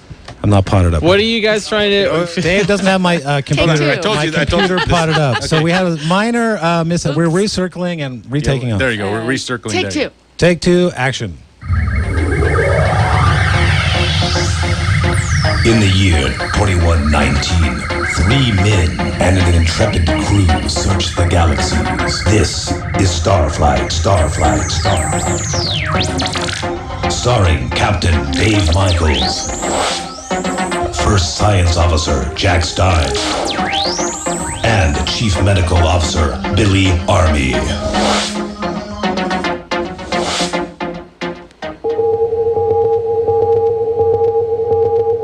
Start flight date 2120. After several hours, Dr. Army was able to stabilize Lieutenant Stein. Unfortunately, there was nothing that could be done for his face. He's coming around now, Dave. Can't believe he survived the attack. You know those Lookalar, a formidable beast to be sure, Captain. I feel like I ate an entire chocolate cake. Chocolate cake? It's Stein's alien blood, Captain. Dang, gray-blooded alien. Must be a reaction to one of the sedatives I gave him. He'll be fine. His DNA is similar to a bull. How do you feel, Stein? Ready for duty, Captain Dave.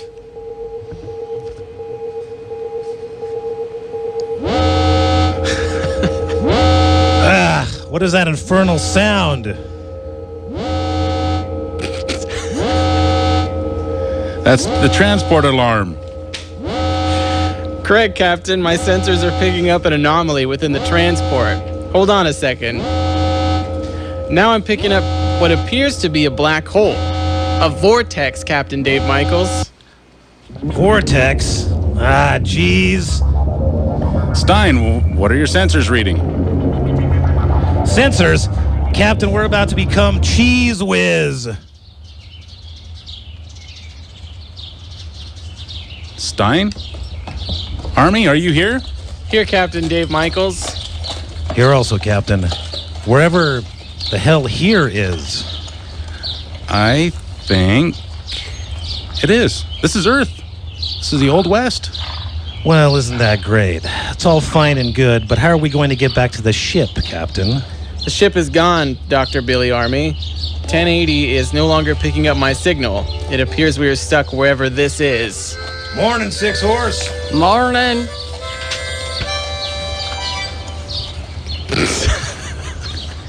Did he just say Six Horse? What are you staring at, Dave?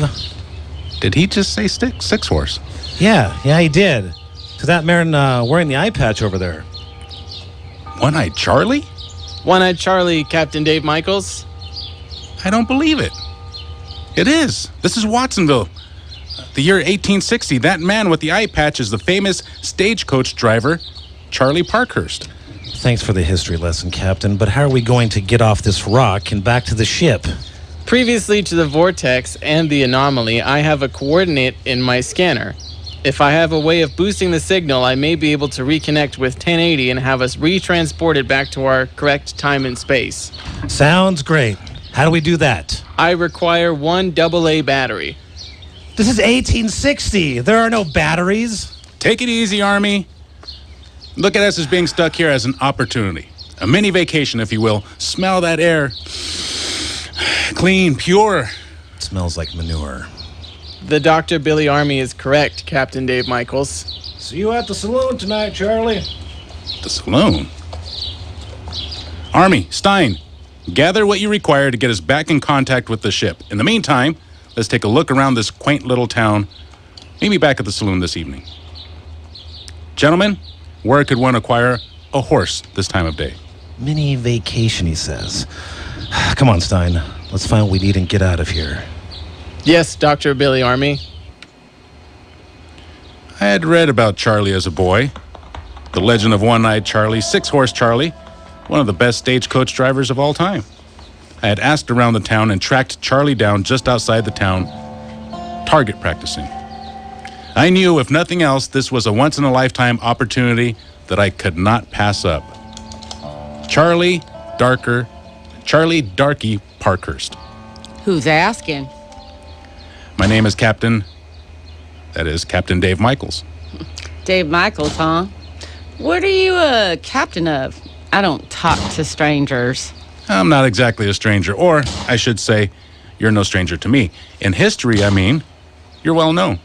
Well, some people have heard of me, so what do you want? You need a ride on my coach? Next coach leaves tomorrow for Santa Clara. Actually, I just wanted to talk to you. I don't take much stock in talking, Mr. Michaels. I doubt you would. Growing up in that orphanage like you did. Excuse me? I know you. Do I know? No, I do believe I don't know you. I do know you. Oh, you need to tell me more, stranger. You were born in New England in 1812. You grew up in an orphanage in New England. Then you ran away, and you became who you are. You came to California in 1868 like so many seeking the fortune of gold, and you lost your eye. An accident when your horse was spooked, and, well, you know. I believe I've heard enough. Are you looking to get shot, Mr. Michaels? No, I'm not. I believe you better get back on that horse, go back to wherever you came from. You have beautiful eyes, Mrs. Parkhurst. How? You've been thinking about voting. 10 years from now, you will. The ultimate act of, since everyone believes. Yeah, they believe I'm a man because I'm better than 10 men, and I have proven it. I understand. I didn't mean to offend you. How did you know that I'm sorry. It was an honor. It was an honor meeting you. It's getting late. My crew is back at the saloon, and I must get going. All right, bye, curious stranger. Captain, try some of this sour whiskey mash. Best I've ever had. Captain Dave Michaels, Billy Army, Dr. Billy Army is drunk. I'm not drunk, Stein. I'm slightly inebriated. And I should know I'm the doctor. He has a point there, Stein. Did you make any progress on the battery? I did, Captain Dave Michaels. I've made contact with the ship, and we are ready to beam back. The vortex will hit Earth. What? The vortex. Sorry, I just is a little drunk myself. The vortex will hit before we return to this Earth atmosphere within this hour. And if we transport at the same time, we should return back to 1080 ship in our time. Great work, Stein. Captain? So that's where you've been, out cavorting with the ladies. Who's the lady? That's One-Eyed Charlie. Why is he wearing a dress? To keep an eye on Army. Let me know when we're ready to transport. Yes, Captain Dave Michaels. Get your hands off of me, Stein. I'm perfectly fine. What are you doing out? Dressed like this, anyone could see you. Not really. I wear this big hat. It covers the eyes, so that's your crew, huh? You must know a little bit about what it's like to be out of place in your own time, like now. You aren't from here, are you? Far from it. You have kind eyes. Thank you. For what? For being you. What you mean to people. Captain, the vortex is approaching. Vortex? Any second now, Captain Dave Michaels. A vortex? Stein, Captain? I hope this doesn't hurt. I'm not sure what is about to happen, Captain, but the way you're looking at me, I suggest you kiss me now before... We're transporting now, Captain Dave Michaels. Goodbye, Mrs. Parkhurst. Join us next time for the continuing adventures of Starflight. Only on KSCO. Wait, I thought that we worked it out before the sketch that it's Miss Parkhurst. We did. Because I did read it. Miss Parkhurst, what about my audio cue? You leave me potted up on the laptop, Dave, because we missed a couple of cues. But other than that, we did a great job. I think we almost she's like the technically original getting better, transgender woman. Like I think you're right, yeah. She left the orphanage and came here, and she's like, "Screw that, man! I'm really a dude." You did a great job, Julie. Holy that cow, was man. Thank you. Yeah, you did a great job. Thank Yes, you. Julie came in today, had a little couple read-throughs Wow, before we man. went on air, and did a great job. Hey, That's fantastic. you did a good job too, Jack. Hey, thanks everybody. You did, Jack. You did a fantastic Wow. job. Who said that? Everybody. Wonderful. You had a couple of flubs though, but Where'd that voice come we still from? need to do at least one good rehearsal because we keep missing rehearsals. But I hope everybody out there in the Flight 1080 audience enjoyed it. Jack. You did a good job too, Billy. Thank you, Dave. Thank you. Appreciate that. I And that'll be thought- at episode number 2 of Starflight. I thought that went well. My only critique, Billy, is Yes. that we needed an audio cue of us beaming up back to the ship. That was at the very end, and it was in the vortex. But again, see, Dave, on these audio cues on my computer, I think you'd leave me potted up all the way so that I can control it because it's not loud enough. But we're working it out. Listen, this is what I do. When I run the board, I keep only the buttons that are necessary. I mean, I don't keep anything up that's not supposed to be potted up. That's a force of habit. It's like breathing. No, totally, I understand. It's Dave. like breathing. So, Yeah. so for me to leave that pot up and hot, You don't want to touch It's it. not natural. You don't want to touch it by I get mistake, it. right? right. I don't. And so Get burned. Next time we there go you on before the air, I'll just make a mental note to remind you, and we'll be all good. You know what I think would happen is if we got all three of us or all four of us in a room and actually acted it out and say, Oh, hey, yeah, this that'd is be what's great. happening. We're getting ready. When at the last part when we're talking to Charlie Parkhurst, we're getting ready to teleport out of there. She sees that something's going on, and just we would get that reference. We understand what's going on. We can picture what's going on. Absolutely. I like We'll that. get this though. I like this. that This is too. fun. It's a work in progress. It is. That was episode 2 of Starflight, and All right. the next episode will be episode 3. We don't know what's going to be happening Wait, there with Billy, that. can I put a request in for episode 3? Absolutely, Jack. We need a robot. We need because yes, every robots are the best. every Let's get star some show suggestions has a from the robot. audience too. Dude, All right, I'm going to write that down right now. robots are Robot awesome. episode. We'll work something in. His name could be Twinkie. No, I think that Bill Graff should play the robot on the show. I What am a would robot. we name him? Bill Graff. Here comes Bill I Graff. am a robot. What would his name would just be Bill Graff? Yeah, no, Bill Graff the robot. I could do that. See? Look at that. Bill Graff makes a great robot. I suggest the name He is a robot. Billy. Billy Graff. Bill E. That's a good one, Dave. Yeah, that might work. A robot, huh? So 479-1080 if you want to call into Flight 1080 and give us some comments on that last skid. I always like to open up the lines to the callers, Dave, because you're afraid. But I get some positive feedback here in 479 Flight 1080. Sure. Call in. Give us some feedback. Let us know what you thought. What are you doing on this Friday evening? Let us know that also. I'm Billy Army. Dave Michaels and S. Jack Stein. Julie Adams is here. Woo! 479 What are we going to talk about? We got 10 minutes. I don't know if we want to talk about headlines. Well, you know what's? Why don't we very rarely get ladies into the studio, Dave. Why don't we ask Julie what's on her mind? All right. No, are you sure You you got want any to do topics, that? Sure That we might be do. a little bit scary. My mind is a little crazy. Well, first of all, tell me how long you've been acting, because you did a fantastic job. You couldn't have studied the lines more than 10 minutes. You're obviously trained at doing this. You've done this before, yes? Yeah, I have. I've kind of started a long time ago when I was in junior high, and I've always been a part of my heart. And my father has given me the blessing of his voice. He's a singer as well, and I get my love for the theater from him for sure. And like I said, I've been doing it since probably 6th grade. What was the best part and the worst part you ever played? Best part was I actually got to play Annie when I was in 6th grade Is that or 7th grade. I can't remember, but one of those. And then I don't think I've had a worse part, honestly. Oh, there has to be. Which one did you like the least? Like, did you ever play a tree in something? They say, go stand over here. Become a No, tree. seriously, honestly, if I get to just be a part of it, I really It's enjoy enjoyable. it. You like the process. So do I. It's fun. Yeah, like I learned something from it all. I've done some weird things. Like I was an extra in a Korean film.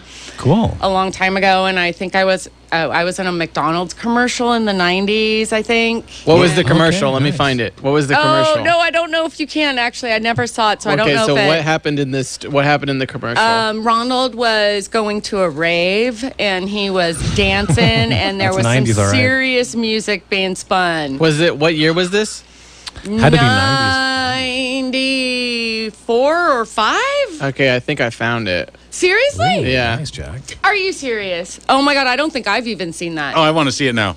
All right. Oh, my God. Hold on. Someone Someone post just that on our Flight 1080 Okay, page. so Yes, Jack please. Stein. I want to see that. I've never seen that. I found it, but someone cut out all the the music. The No, hamburgers? they cut out all the clips of the people, and they just made Yeah, No. I think it ended up being mostly Ronald, and there wasn't a lot of extras that were shown in the commercial. But Now, Julie, hey, what- I got paid. Julie, so- did they film this at the special McDonald's that only has the commercial shot in it? No, they There's a filmed facility. this up in the city, in San Francisco, Really? and It's a McDonald's location that looks like one from the outside and inside, but they don't do anything there except shoot commercials. Yeah. Yeah. No, this was actually like a club. It was supposed to be, set up like a club, and Cool. me and my roommate at the time, we kept on dancing and hoping to be discovered. But Yeah, you got to have some enjoyment and excitement for it, because as this skit showed us, I spent many hours preparing and writing it, and then the actors will just flub things and ruin things here and miscues, and then yeah, you never know what you're But going to you don't- get, so right? I can't have to be here also not exploding as a director and wanting to but it's fun. When you're filming it, though, you can do those Yeah, outtakes, right? You exactly. can edit everything together, like when you go to edit this, or we go to edit this Later, yeah. In later on, we can clean it up and make it Now, sound and that's what I great. wanted to say to the audience here, because the audience probably doesn't know, but Dave, on the first skit we did, the Flight 1080, now you're very good, because when you miss lines, I re-listened to the first one, and you had stopped, you gave it a little bit of pause, and you went back, and you just did the line, you just kept going, and that's excellent for editing. So actually, as an actor, you're pretty spot on for that one. hey, thanks. So, and the thing You've is, got a the future. Flight 1080 YouTube page has Starflight Episode 1 on there, and I've taken the audio from the last live show and recut it and tightened up the audio cues because we missed some there, and so it sounds a little bit better. And again, this episode, I'll do the same thing. I'll put in the cues and try to tighten it up for the YouTube page. Can I just And, say that Ronald better. McDonald, director's cut. Ronald McDonald makes the creepiest commercials in the 90s. Doesn't he? Oh my God, he was wrong. He was seriously wrong. It's creepy. I can't even watch it. So the one that I think you were in has been edited heavily. So what people have done is they've taken Ronald McDonald and they've taken just the clips of him in the rave room that's like yellow and purple. Yeah, and he's like doing some crazy dance moves. Yeah, and they have just cut out everything else consistently. And they're like, isn't this funny? And I'm like, no, show me the full thing. I can't find the full one. I don't want the meme. I want the commercial. Yeah, exactly.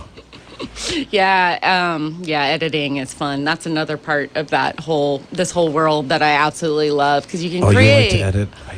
You can create a whole different show. Editing is just by fun, editing. but it is super labor intensive and time intensive. Yeah. Holy cow. Oh yeah. But it is where a lot of the work is done. It's where a lot of the magic is done in editing. Yep. Yeah, you can change things around a bit. So besides being in commercials, have you ever been in any movies? No, I haven't. Not yet. Not yet. Any brush with celebrities? Yes, I have had lots of brushes with celebrities. Tell me about some of them. Well, one of the things I mentioned earlier that I like to do with my boys is we like to go to like Comic-Cons and dress up. And my husband and I, we love Bob's Burgers. Explain to people what Comic-Con is. Oh, Comic-Con is like it's a convention where you get to go see people from different parts of the comic book world. It's nerd paradise. It is nerd paradise, and I am a nerd at heart, honestly. And I like to dress up, so it's a perfect place for me because you can be whoever you want. And so we have my family and I have gone over the last 3 years to a convention called Heroes and Villains in San Jose, and my husband and I dress up as Bob and Linda Belcher from Bob's Burger. Indeed. Belcher? Belcher from Bob's Burgers. I am Linda. Linda is my heart. I love her. My favorite is Louise, the little Oh, daughter. I do love Louise, but I'm louder like Linda. I I'm see. much louder like Linda, as my husband. You were would just doing that attest right, to. and even your mannerisms, you were acting like the character right there. I saw that. I am Linda. A lot of similarity. But as Linda, I have gotten to meet several different actors, and it's been really fun. Who are they? So, can you name some? So, Stephen Amell and Robbie Amell, actually, they're on my lock screen of my phone right now. And What show were they from? It's the Green Arrow and Firestorm. Okay. Like I said, I like the DC CW. Yeah, absolutely. And the CW does quite a bit, it seems, of that kind of material. Yeah, And they were doing yeah. The Flash for a while. Yeah, and the Flash. I is that still love on? Grant Gustin. I've met him. And Tom Cavanaugh, which actually they just did a short together. Like they produced something because they were bored, off camera, and they're like, "Hey, we like to work together. Let's make this funny thing." Cool. So I've met them, and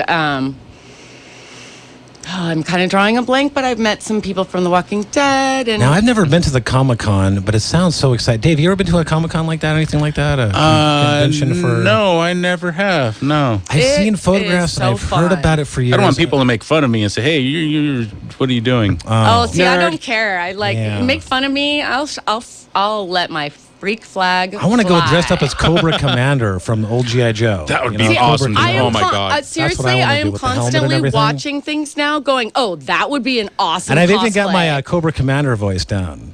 Wanna I hear think it? you could do it. Let's And hear the it. Joes are down by the docks. Get the love it. Joes. G.I. Joe. What do you think, Dave?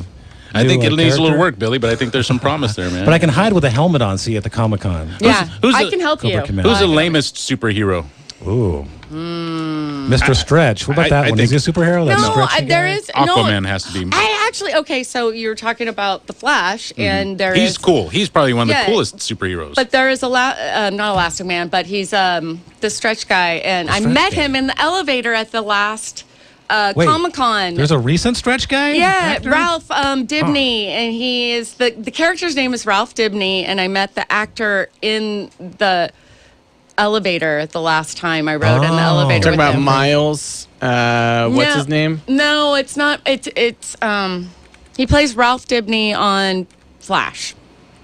I don't know. I've never seen it. I got pictures of him on my phone, but anyways, we actually have this joke with my husband and I that like I see all the stars, I run into them, I get to talk to them. You run into But nobody ever else in my family gets to see them. Yeah, I never run into celebrities. I told Dave on the air one time that I ran into Rob Schneider at Mr. Toots. Oh, Rob Schneider. That's close. At Did you really? Mr. Toots? At Mr. Toots of all places. Here in Santa Cruz? Here in Santa Cruz, yeah, in Capitola Village. Yeah. That's funny. It was during his Deuce Bigelow when the first one came out around that time. It makes me I didn't think of bother South him, but Park. I thought that's cool. It's, there he is. Just makes me funny think of man. South Short, very short man. Maybe 5'1", Rob 5'2", Schneider. maybe 5'3". We're 1 minute away from the top of the hour, Billy. So let's thank Julie for joining us. Oh yes, thank you, Julie. You did a guys. fantastic I've had a job. That was great awesome. time. Do you Yay. come back sometime? What are you working on, Julie? Are you part of a project or part of a group that does? I am not. I am working on raising my 2 boys. Oh, nice. Well, that is a tough job, right? Yeah, absolutely. It is, and I'm really stoked that I get to be home with them. My yeah. husband's job allows me to be home, so it's lovely. That's great. My daughter just got back from science camp today. Oh, is she in And 6th grade? She's in 5th grade, yeah. Oh, yeah. And oh, man, she was so happy to be home. She was crying. I'm going to China with my oldest. What? Yeah, I leave for China on March 29th. Holy cow, how long are you going to be over there? For a week with a couple group from his school. Well, when you get back, you have to hit us up. Maybe we can work another show out here. Flight 1080 KSCO, Santa Cruz in the background. Gary Newman, a game called Echo. The name of that song. Cool. I'm being joined today by Billy Army and Jack Stein. everybody. Jack Stein, Billy Army, thank you guys for hanging out with me today. Flight 1080, the Friday evening episode. We still have 1 more hour to go. Yeah, we do. You got a hot topic there, Dave? Wow. I don't know if it's a hot topic. You want to start reading through some of these headlines, though? Yeah, go for it. Is that okay, Jack? I'm into it, man. I'm into it. All right. Yesterday, I heard you guys. Oh man, during the show, it made me so sad, dude, to hear about that guy who disappeared from the beach. Right? He's camping on the beach with his son. He disappears. His son wakes up, reports his dad is missing. He doesn't know what the heck is going on. Did you hear this story? I did not hear about this, Dave. You remember this? Do you remember hearing about this, Jack? Yeah, so that was down on Monastery Beach, Right. which is maybe one of the most dangerous beaches on the coast of California. Yes, one of the most. So this guy, I think, knew that he was going to a dangerous beach. Yeah, I don't doubt it. Because you know what the nickname is for Monastery Beach? Mm-hmm. We call it Mortuary Beach. Yeah. Ooh. Because the thing is that at Monastery, it's not just that the shoreline is very steep there, which it is, right? But the way that the tide comes in, it makes it almost impossible during certain times of day to actually reach the coastline. So if I go swimming out there, Is there an undercutting? Is that because there's an undercutting of the what we call the cliff? Because so it's not actually it's just a beach, right? But the angle is it's got to be some what would this be like? It's not like a 90-degree angle, right? But it's like 40, 45, yeah. It's pretty obscene. And so if I'm trying to get back to the coast and the waves are coming back at me, there's no way during certain times of day. So this guy obviously went out at a bad time of day. Obviously or not obviously. Boo woo. What? Did you hear this story? Did you hear the update on this story? What, did he left a note? Did he leave a note? No, I haven't heard an update. You haven't heard. Okay, check this out. The Monterey County Sheriff's Office says the Scottish man who went missing at Monastery Beach earlier this week faked his disappearance. Yes. What? He faked it boy. to avoid 24 rape charges. What? He's facing. What? Yeah, man. Whoa, wow, Dude. wow. Are you kidding me? No, man. He's facing 24 rape charges in his homeland, Scotland, I guess. He's Scottish. The man's son reported him missing Monday. U.S. Marshals are now involved in the investigation. Wait a second. That sounds like his son might be involved then, too, Dave. If his son called saying that he was missing. Well, it sounds like they haven't found him. How do they know that he's not really dead? Wait, they haven't found him? It says the man's son reported him missing Monday. U.S. Marshals are now involved in the investigation. The Monterey County Sheriff's Office says the Scottish man who went missing at Monastery Beach earlier this week faked his disappearance to avoid the 24 rape charges in his homeland. So they must have spoke to his son, maybe, and found out more information. Maybe. But he's still missing, definitely. Wait, so they're looking for this man. If he takes off, right? Let's just say he fakes his own death. Mm-hmm. We're a good 20 hours from Canada and a good 10 hours from Mexico. Yeah, I'm sure he's hoofing it out of here, definitely, Jack Stein. I think that you could do it. I think he could do it. Sure, but I mean, how long are you going to get away with it if he's wanted? I'm sure the FBI and people like that, marshals are looking for him. if indeed they haven't caught him yet, but it looks like they have not. Dave is looking it up at the moment. Double check. I don't see any updates. That's the latest we have, though. It apparently has been determined that he's faked his own disappearance. What? Wow. 24 rape charges, dude. What are you doing, man? That's a lot of deviant. Cochino. Yeah, that's a lot of deviant activity. That's a guy you definitely want to get off the streets. Definitely. 24? I don't think I've done 24 of anything in my life outside of eating right? and sleeping. Jeez, what's this guy's problem? Wow. I don't know. As if though that's not enough, a man faked his own abduction and robbery because he could not pay the $50,000 he owed in a Super Bowl pool. Huh. Yeah. He was found tied up in his pickup truck Monday. State troopers discovered the truck in a parking lot about 30 miles north of Buffalo. He told them the two men involved in his Super Bowl squares pool robbed him of $16,000. He said the men drove him around for 2 whole days, then left him tied up in his truck. Investigators later determined that he entered some fake names in the $50,000 squares pool for the Super Bowl.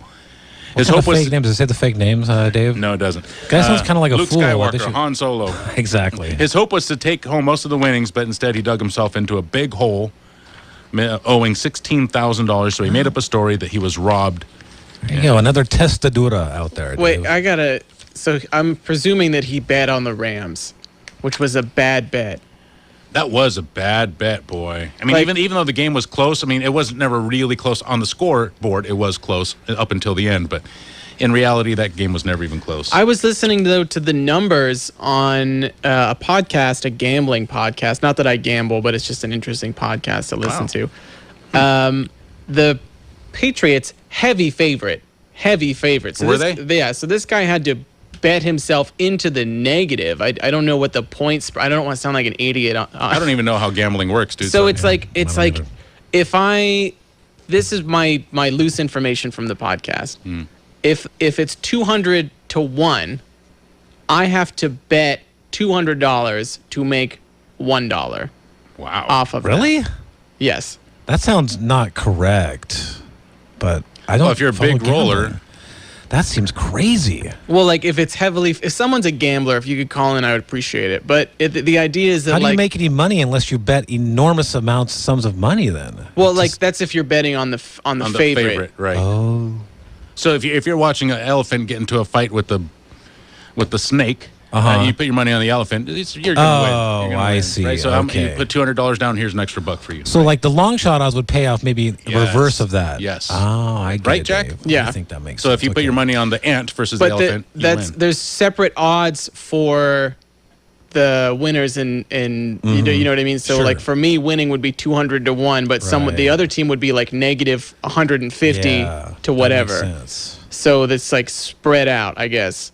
So I certainly hope whoever's calling in right now actually knows the correct answer to this, and they can say, Jack, I'm sure they do, Jack. I'm here to help you out. They're going to have the facts here on Flight 1080. Caller, they got a call. I think we have somebody here who knows a thing or two about gambling. Mike, you're in the air. Hey, Mike. Good evening, gentlemen. How are you? We're doing well. How about you? Good. What was the question you had about gambling? I've dabbled around those areas before. Mike, what was the spread on the Pats-Rams game? Oh, okay. So the Pats were a 3-point favorite, 2.5 to 3-point favorite. So if you took the Patriots, you would have to bet 110 to win 100. It's 10% juice, is what they call it. 110 to win 100. Yeah, it's a 10% juice, is what they call it. And then you could take the Rams plus the 3 for the same thing, 110 to win 100. But then you have your parlays, which are a little bit different. But if you see something that says 200 to 1, that is the odds that it would take to win. Like if you're to look at what would the Giants be to win the World Series, it may be 200 to 1 odds. And what that would mean is if you bet $1 and you won, you would win 200. I see. Yes, that makes sense. Thank you for clarifying. I that still don't get it, Mike. You got me more confused than before you called. Well, like let's say they had like some crazy let's say it was a wrestling match, and it was between let's say Andre the old big guy, Andre the Giant, and Rosie O'Donnell, right? So if you vote, if you betted on Rosie O'Donnell winning, you'd have to bet a lot of money to make any money because she's such the long shot, Dave. I think that's the way it works. No. Right? If she was the long shot, you'd have. I don't know what I'm talking about either. It'd be the other Because way. I don't gamble, David. Mike, now you confuse me, Billy. Mike, thank you for coming on. Billy, damn you. This is why I don't gamble. Thank I like you, Mike. those scratcher tickets, though. Jeez, Billy. Oh, wait. So we call and get somebody to try to clarify it. You make it even worse. Yeah. Wait, so Mike is opening up the Comedy Store. Mm-hmm. I believe that's next month. Yeah. Mike Papas. Yeah. Mike Pappas. He also owns True Olive Connection. Mm-hmm. Indeed. 479-1080-218-5726. Otto Warmbier's parents are jumping all over Trump for saying that he... Wait, who is that fellow? Otto? He, about Warmbier. 2 or 3 years ago, he was arrested in North Korea. He's an American citizen. He was arrested in North Korea for attempting to take a propaganda poster. They left him in prison. He was horrifically beaten. I do recall this. When he came back to the States, he was basically a vegetable. Right, and he ended up passing away, didn't he? He ended up dying of his injuries.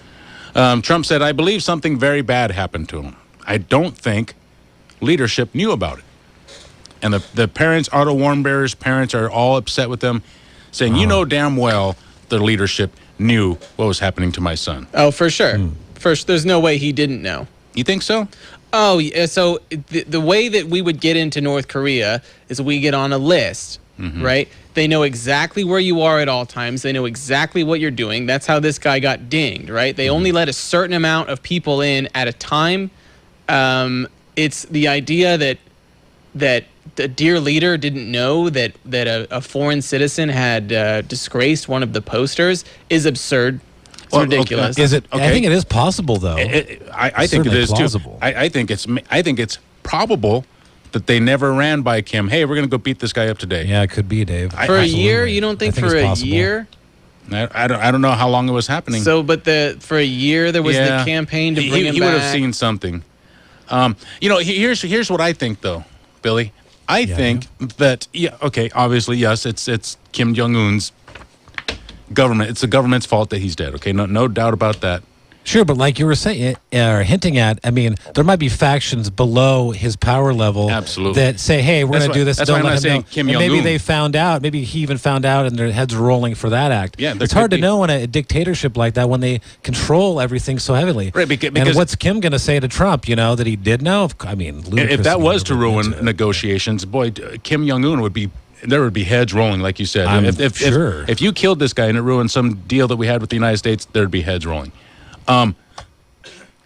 I say, is Otto Warmbier completely absolved of responsibility? Is he? What do you mean? 100% not responsible for what happened to himself? He certainly should have broke the law, but I mean, what they did to him was horrific, David. Here's what I mean. I'm going to take the long way around what I just said.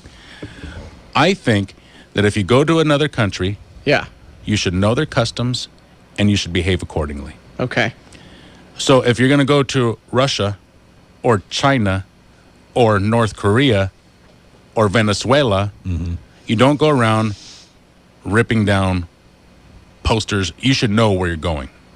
I think he was... foolhardy? Foolhardy, yes. Yeah. And I think he was a foolhardy American, thinking that the American status was going to protect him, like all Americans always think that. I'm an American. So what? So you're saying kind of like that guy who went to the island, the North Sentinel Island. He should have known that these are headhunting cannibal savages. He did know. Yeah, we talked about that. But I'm saying, he should have known. He should have known that if he went there and tried to spread the good word of Jesus Christ, that he was going to get killed. Yes. Right. Yes. Especially after they tried to attack him the first time, but that's a separate. And even though it is the tribesman's fault that he's dead, he owns a little responsibility in that too. And I think Otto Warmbier, had he, how many other Americans have gone there and not torn down posters? Stole stuff? Yeah. Because that's what he tried to do, right? He tried to steal a propaganda poster. I guess, and that's pretty cool. I mean, I don't know that I wouldn't. I mean, that would be hard to resist. That's right? Cool, man. That's pretty, like Soviet-style North Korea propaganda poster. Those are cool, but... You know how many ladies would be into that in college, Dave? on your dorm wall. He's a Really? young guy. I think he was Really? he's in his 20s. Oh I think. man, that's just such a bummer story. Yeah. Dang, it was downer here on Flight 1080 Wow, on the dude. Friday Well, I could've- edition. But Here's a good story. SpaceX Crew Dragon will launch tomorrow. The crew, actually, this morning. Cool name. Tomorrow morning. tomorrow This morning. Well, Is it launching from California or Florida, Dave? Florida, Billy. Oh. That's a great question, Billy. Yeah. Space fans in the U.S. will need to stay up late to watch it, though. It's going to be taken off from the Kennedy Space Center. As of Friday, the forecast looked good. Demo 1 will mark a serious step forward for NASA's commercial crew program. NASA hopes to end its reliance on the Russian space program. While SpaceX has flown Dragon cargo capsules to the International Space Station, the crew version is longer and heavier and designed to hold 4 astronauts. A test launch tonight. Cool. Yes.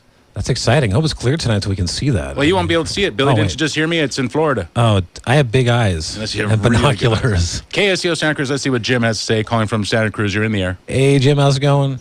Hey, good. How are you guys doing tonight? I enjoy your program very much. Good, Jim. Thanks. I just wanted to say 2 things real fast.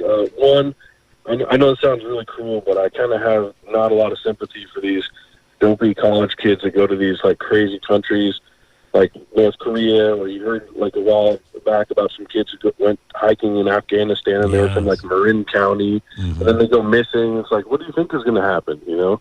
And then the second thing I wanted to say was about this warm beer guy.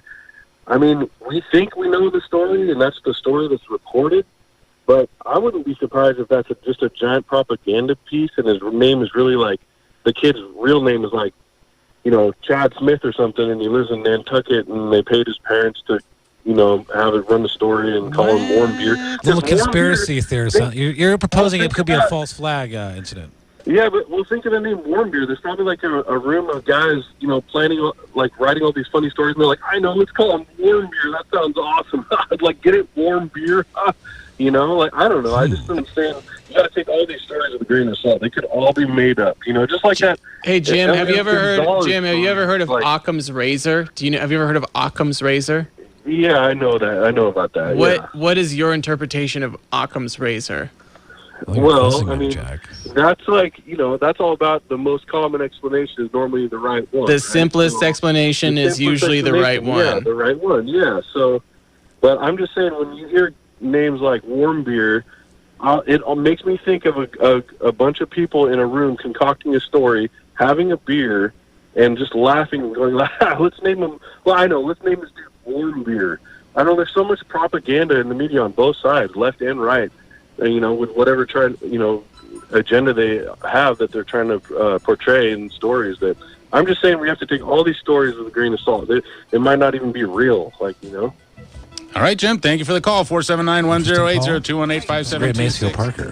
Hey, Dave. Yeah. I got an article here that supports your argument about Otto Warmbier. Okay. All right. So if you go to the U.S. State Department's website and you look at places to not travel, there's a list that they say they recommend Americans do not go to these places. One of them is Somalia. No. Yeah. Right. That's kind of a no-brainer. And the other one is North Korea.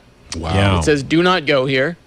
Obviously, Afghanistan is on the list, and Iran is on the list if you're an American citizen. But it also says that in July 2017, the U.S. government announced that it would ban American tourists from visiting North Korea as of September 1st, 2017, with Warmbier's detention given as one of the reasons. So now you can't even go, even if you wanted to. Because he ruined it. Yeah. For everybody. Yep. And again, I'm not saying that he deserved to die. I mean, dude, he's a kid, right? He's a college kid. 22. You're still kids. 22 years still old. A kid. Stupid thing. You know, if you're that stupid, stay home. Don't go out. You're too stupid. Okay? You're either too, and that's a tough word to use, you're inconsiderate. Impulsive. Yeah. And inconsiderate. You don't consider what could happen as a result of what you're going to do. You just do not belong traveling abroad. Stay home. You know, many countries, other countries, the judicial systems are so different than ours.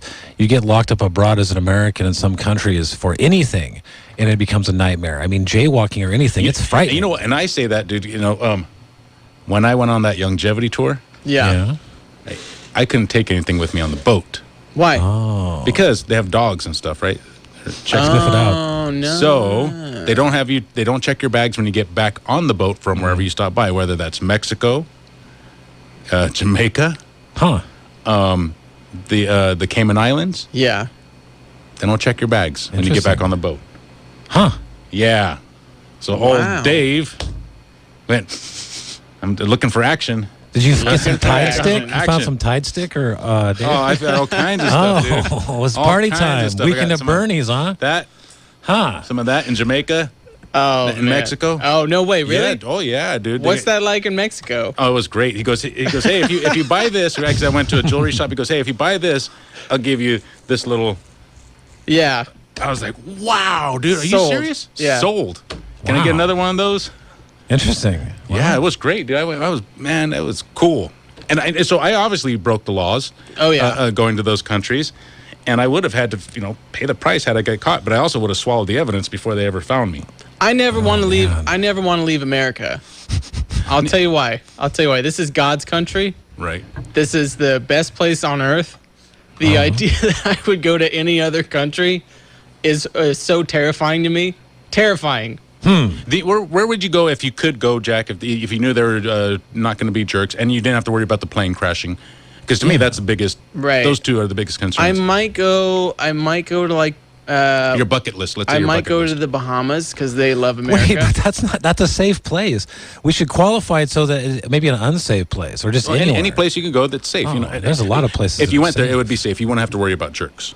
If I didn't have to worry about jerks, I would not go to France. I'll tell you that. That place is full of jerks. I'm not big. Every French person I've met, I was saying to someone off the air recently, has been not very kind. And they talk about the stereotype, but I find it to be true, unfortunately.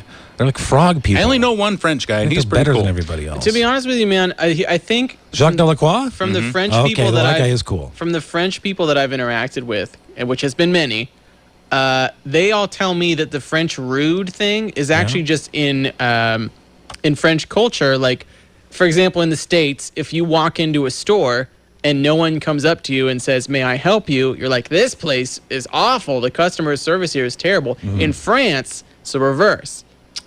They don't want to be bothered. So I think a lot of it's a cultural thing. And then a lot of it is also like a language thing. Yeah. Because French is very, what do you want to say? Sexy? That, and also... Is it sexy? When women talk, it is. Sounds like they're frogs. No. Just the way that the language is assembled. That the way that we speak forms the way that we think, right? Now that freaks me out. That concept does freak me out, Jack Stein. I know a little bit about it, so it's a little bit frightening. But that might explain a little bit of their culture when they come over here, how they appear differently to us. But how do you explain their love of Jerry Lewis?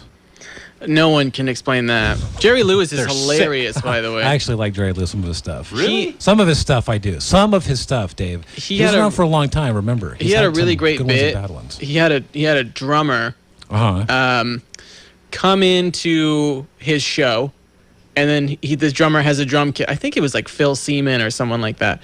And then he says, "I have a drum kit too. Do you want to see mine?" And he goes, "Yeah." And so Jerry Lewis walks over and he pulls a huge curtain away from it, and it's like a dinosaur bone and like African drums and like elephant tusks and a huge gong. And he's like, "We can drum together." It's so funny. So funny. I haven't seen that one. But yeah, much like you, Dave, Jerry Lewis, some of his stuff, he's just awful. But sometimes he's funny.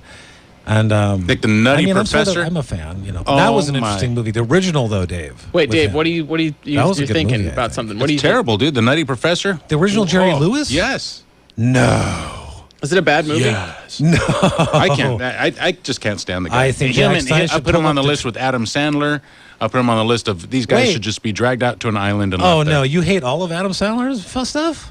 I could do without any Adam Sandler. I could live Dave just Michaels, fine. Tough critic on the comedy. Well, I could do without Jim Carrey too. Jim Carrey again for me is hit or miss. Jim Carrey reminds me more of Jerry Lewis. He's sort of hit or miss. Yes. So, I hear you. Yeah. Okay. All right. 479-1080. Keith in Aptos wants to talk about traveling. Hey, You're in the air, Keith. Yeah, hey guys, I'm blonde hair, blue eyed, surfer-looking guy. I'm proud to say I've lived in Mexico 35 winters. I haven't been home in 3 winters, and I'll never spend another winter here. It's cold. British Columbia and Yukon 12 different times, and all of Hawaii, way overrated. Most prejudiced place in my travels. But Jack, you're really missing out. United States isn't the best place in the world. There's many places in the world that are wonderful. New Zealand, Australia. My God, you can go on and on. You really need to travel before you shoot your mouth off and say this is the only place in the world. Wow. Well, but how far away? Wow, super aggressive for no Shots reason, fired at Keith. Jack Stein. Wow, way inappropriate. Thank you for the call, Keith. See, Was it now, inappropriate? see- Who's just being a little bit? Maybe he's you just know, a patriot. a little bit. What do you mean? Excited. That's all. I guess he wouldn't be a patriot, huh? I'm with you, Jack. I am with you 1,000,000%. Well, there might be places out there. Are a lot of places, but I don't know of them. There probably are places better, but I don't know them, and I don't care. This place is beautiful to me, and I've been to other places. I've been to Mexico, Jamaica, the Cayman Islands, and they're garbage, garbage, garbage. I might go to New Zealand or Australia. I might go to the UK. I don't want to go anywhere cold, as Keith so aptly pointed out. Yeah. But I don't think it's shooting your mouth off, to use his nomenclature, to say that I love being in God's country. Why would I want to go anywhere else? I could get anything I want here. You know, and kind of to put that in a microcosm or to kind of encapsulate it in this little tiny mini capsule. If you think about where we live, Santa Cruz. Yeah. Go travel to wherever you want, dude, and you'll be happy to come back here. Yeah, Bakersfield. You think I'm going to go to Bakersfield? Right. I mean, you could go to Miami. Oh yeah. And then come back here. We have everything that we don't have the warm waters, but we also don't. It doesn't feel like you're sweating every minute of the day. It's true. That's a good point, Dave. The storms don't come in and leave in every 5 minutes. This is a great place that we live in, and I, for one, don't forget it. And, you know, unlike foreign countries like Australia, I mean, if you go to Australia, you have to remember those big spiders like we were talking about. The size killing of spiders. Horse that'll eat people and things. In so many countries, the wildlife and insects are terrifying, David. 218-5726, William. That's the number to call, to text if you want to text. 479-1080. 218-5726. Don't ever believe you can't quit drinking. I've quit over 1,000 times, said W.C. Fields. You and Jack and Billy are in the fun zone, surging. Thank you very much. Good job. Look out, Orson Welles. Ooh, that must have been a comment on our play. Wow. Look out, Orson Welles. We're coming after you. Thanks, Mom. Thanks for the compliment. That wasn't my mom. You know, somebody else made a reference to Orson Welles last time we did Starflight. I don't know Orson Welles well enough. I need to look him up. I did see a commercial on YouTube, one of them one time from later in his career where he was drunk on French wine. Yeah, he was And he's blasted. hammered, and he's going, the French are the most... We should play that, Dave. He couldn't get through a line. He couldn't. He was so... knockered. I'll pull it up right here. Yeah, pull that up. He's pull so that up. blasted. 218-5726. Well, at least Superman's package is real and Batman's is molded plastic. But yes, females heroes don't leave much to the imagination. We were talking about superheroes, right? How the women superheroes are always scantily dressed. Imagine this, Jack. I mean, and Billy. This is my evidence. This is my proof. Okay. Wonder Woman. She doesn't wear pants, right? She wears these shorts, these little tiny shorts, and just everything's hanging out, which is, I don't mind. Don't get me wrong. I'm not complaining. Imagine if she's in her invisible jet. Yeah. And she's flying over you. And you look up. Yeah. What would you see? I You wouldn't would see see a anything. big, She'd be steamy- invisible. I wouldn't see nothing. No, her jet's invisible. She's not invisible. So what you would But she's see, in the jet, so that makes her invisible when she's in the jet. No, right? dude. No? The jet's invisible. You don't know how invisibility works, do you? I'm going to have to write an episode, but no, I don't, apparently. Jeez, man. So she's not invisible. Wait, so if I I, have look up in the sky, I'm just going to see her floating in at outer space, like up there? Yes. Yes. I have the Orson Welles. All right, let's hear it. Okay, this is Orson Welles. Mark. 102, take one. With overlap, action please. He doesn't say anything. Okay. Because Action also, please. he's so drunk. He doesn't do anything? No, sorry, cut. You're rolling. 102, take two. Ah, the French champagne has always been celebrated for its excellence. There is a California champagne by Paul Masson, inspired by that same French excellence. It's fermented in the bottle, and like the best French champagne, it's vintage dated. So Paul Masson. 102, take three. Action please. Ah, the French champagne has always been celebrated for its excellence. There is a California champagne by Paul Masson, Inspired by hammered. that same French That is excellence. terrible, boy. is Holy cow. fermented in the bottle. Yeah, it goes on for a good 5 minutes. He just can't keep it together. He later he did a voiceover. So it's just a shot of the thing. Oh, that's the final cut. Yeah, the final cut's just him doing a voiceover. And once he sobered up? Yeah. 479-1080. Jack, you know Wonder Woman flies in this invisible jet, right? Yeah. Okay, so she gets in the jet. She's wearing those little tiny shorts. She flies over you. You look up. What do you see? Bottom of her legs. Really? Who's got the answer to this? I don't know the answer. I said you see nothing. Well, I say that you see... She's in the tuchus? The tuchus, right. You see the tuchus, and it'd be all steamy, right? Because it's on top of this plexiglass. What is a tuchus? It's a butt. So it's it's a nice way of, you would see her behind because she I doesn't wear see. nothing, Okay. right? Then what happens, Dave? I'm getting excited about the story. Well, what Let's happens go out after? to the phone. I'll tell you later, Billy. 479-1080. We got a caller. Trevor calling from SoCal. You're in the air. Hi, Trevor. Hey, Jack, would you consider yourself a person that wants to gain knowledge in life? Yes. So I think you're doing yourself a huge disservice by not actively going to other countries and gaining knowledge to bring back to your future generations. Well, I mean, I would, but it's just crazy expensive, right? Yeah. So I'm not saying I'll never do it. I'm not saying that Kind of work. You kind of were like, The why thing would is, I ever want to go? You know, though, right? the thing is, Jack's kind of right on caller. It's so expensive to travel these days. I mean, the Pope hardly even travels. And that's like his job. Yeah, so let me just say this for clarification. I would go to other countries and experience the majesty of Greece or Rome, I don't know, the Kremlin, China, whatever's there. I would go there, but I love the States. That's all I'm saying. Is that I love being in the States. And I've been to quite a few different countries, and I agree with you. This is one of the best places to live. But like I said, I think you're denying yourself some knowledge. That's about it. That's my opinion. Caller, what is your favorite country that you visited? Oh, Australia by far. Oh, yeah? Yeah. Now, did you come across any big? Because I honestly have heard so many strange things about Australia, the insects and this, that. Do you have any experiences like that with some of the interesting wildlife? Not so much with the wildlife, but the people. It was kind of eye-opening to see how Aborigines are treated. That was pretty weird. I mean, not weird. I think it was more like watching racism firsthand, where in America it was much more. It wasn't out in the open. I see. You know what I mean? So that was kind of weird. Mm-hmm. And then Thailand was amazing. That is an amazing country. It is kind of gross in some areas. Don't get me wrong, but it's an amazing place. Cool. Yeah, I don't know much about Thailand. All right, well, thank you for your call, Trevor. 479-1080. Jack, I am still with you, dude. I want to live in God's country. I want to live in the States. Me too. I tell you what, how about if I go to these countries and say, hey, they're pretty good, but the United States is better? Yeah. I think if I went to Thailand, they might have some prettier scenery. Maybe some beautiful women.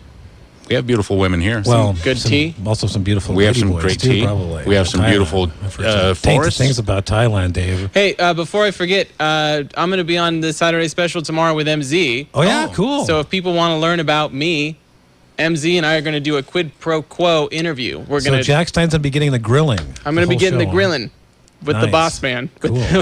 MZ. Are you feeling nervous about it? Not really. I mean, MZ and I never really get to do radio, so we're gonna. I just said I'll do the Saturday special. He said, "Come on Saturday," and I said, "You got it." So. All right, cool. I'll definitely be listening. That'll be fantastic, Jack. Let's get to the phone lines. Dave is calling from Salinas. You're in the air, Dave. Hey, Dave. Yeah, I'll try to get through this. I got a really bad sore throat, so I got a superhero joke. All right, let's hear it. You got Superman, and he's flying along. He looks down on one of the top of the buildings, and there's Wonder Woman just squirming away, and she's got no clothes on. And he's like, whoa, this is my chance. So he zooms down, and he goes, wham, bam, thank you, man, jumps back and says, say, Wonder Woman, how did you like that? And she goes, well, I didn't mind, but the Invisible Man might not like it. Thank you for the call, 479-1080. We can say that on the air? 2185. Yeah, of course. I mean, it's, you just don't want to say what was happening. Oh. Don't want to explain that part, but yeah. Let's get out to the phone line. Sue is calling from Santa Cruz. You're in the air. Hi, Sue. Hi, just a couple things.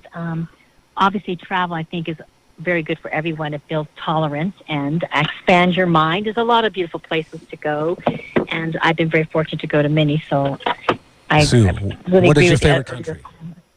It's really hard to choose. If you're looking for historical reference, obviously Egypt was phenomenal, and Greece and Italy obviously are very fantastic as well. If you're looking for warm weather, Bora Bora in Tahiti is unbeatable as far as I'm concerned, because if you close your eyes and imagine a tropical island, that would be the place. So it depends what you're looking for, and I've been very lucky to spend a lot of time in a lot of different countries over the years.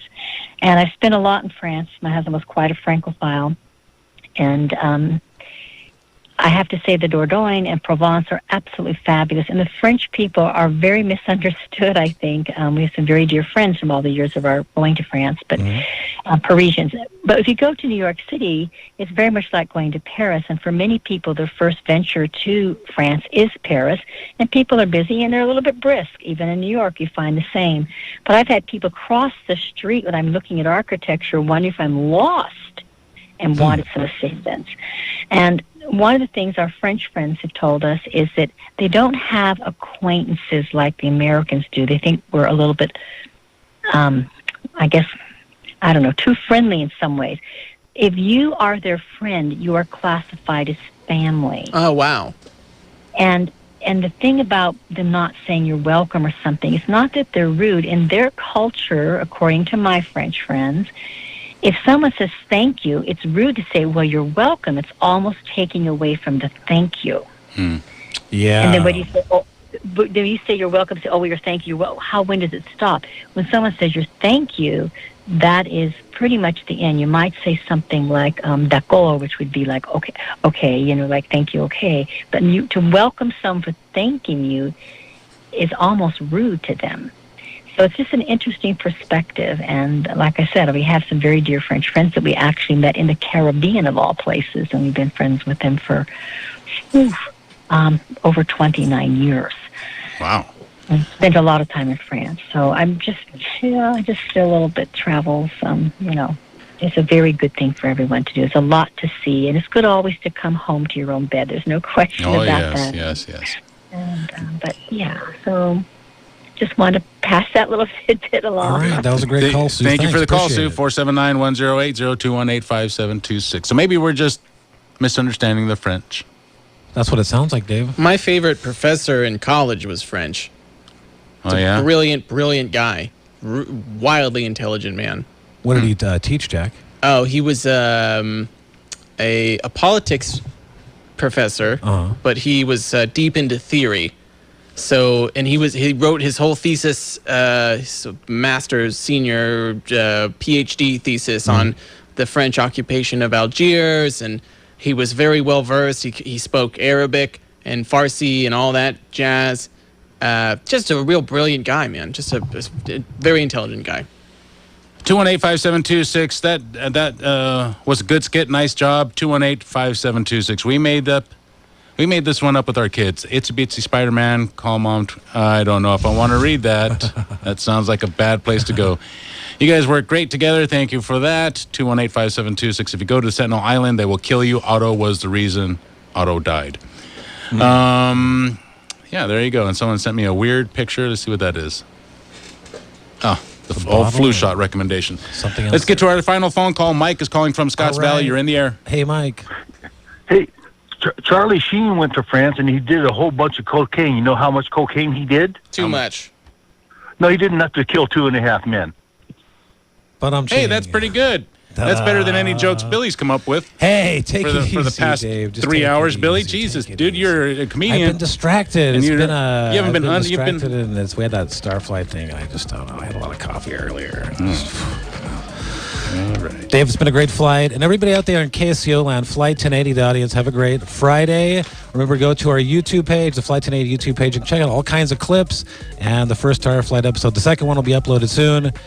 And have a great weekend, everybody. Don't tell me what to do, Billy. Well, it's a suggestion, just a mild suggestion. All right, fine. I'll tell you what to do. Stop by and visit me at the Dave Cave, 10 a.m. to 2 p.m. I will have fantastic deals on all your favorite longevity products. We've got deals that'll make you squeal. And you got those new sweaters out there, too. We do. We have sweatshirts, T-shirts, hats. We've got it all. Those up. Those are awesome. Santa Cruz. Visit me out in the Dave Cave tomorrow, 10 a.m. to 2 p.m. Jack Stein.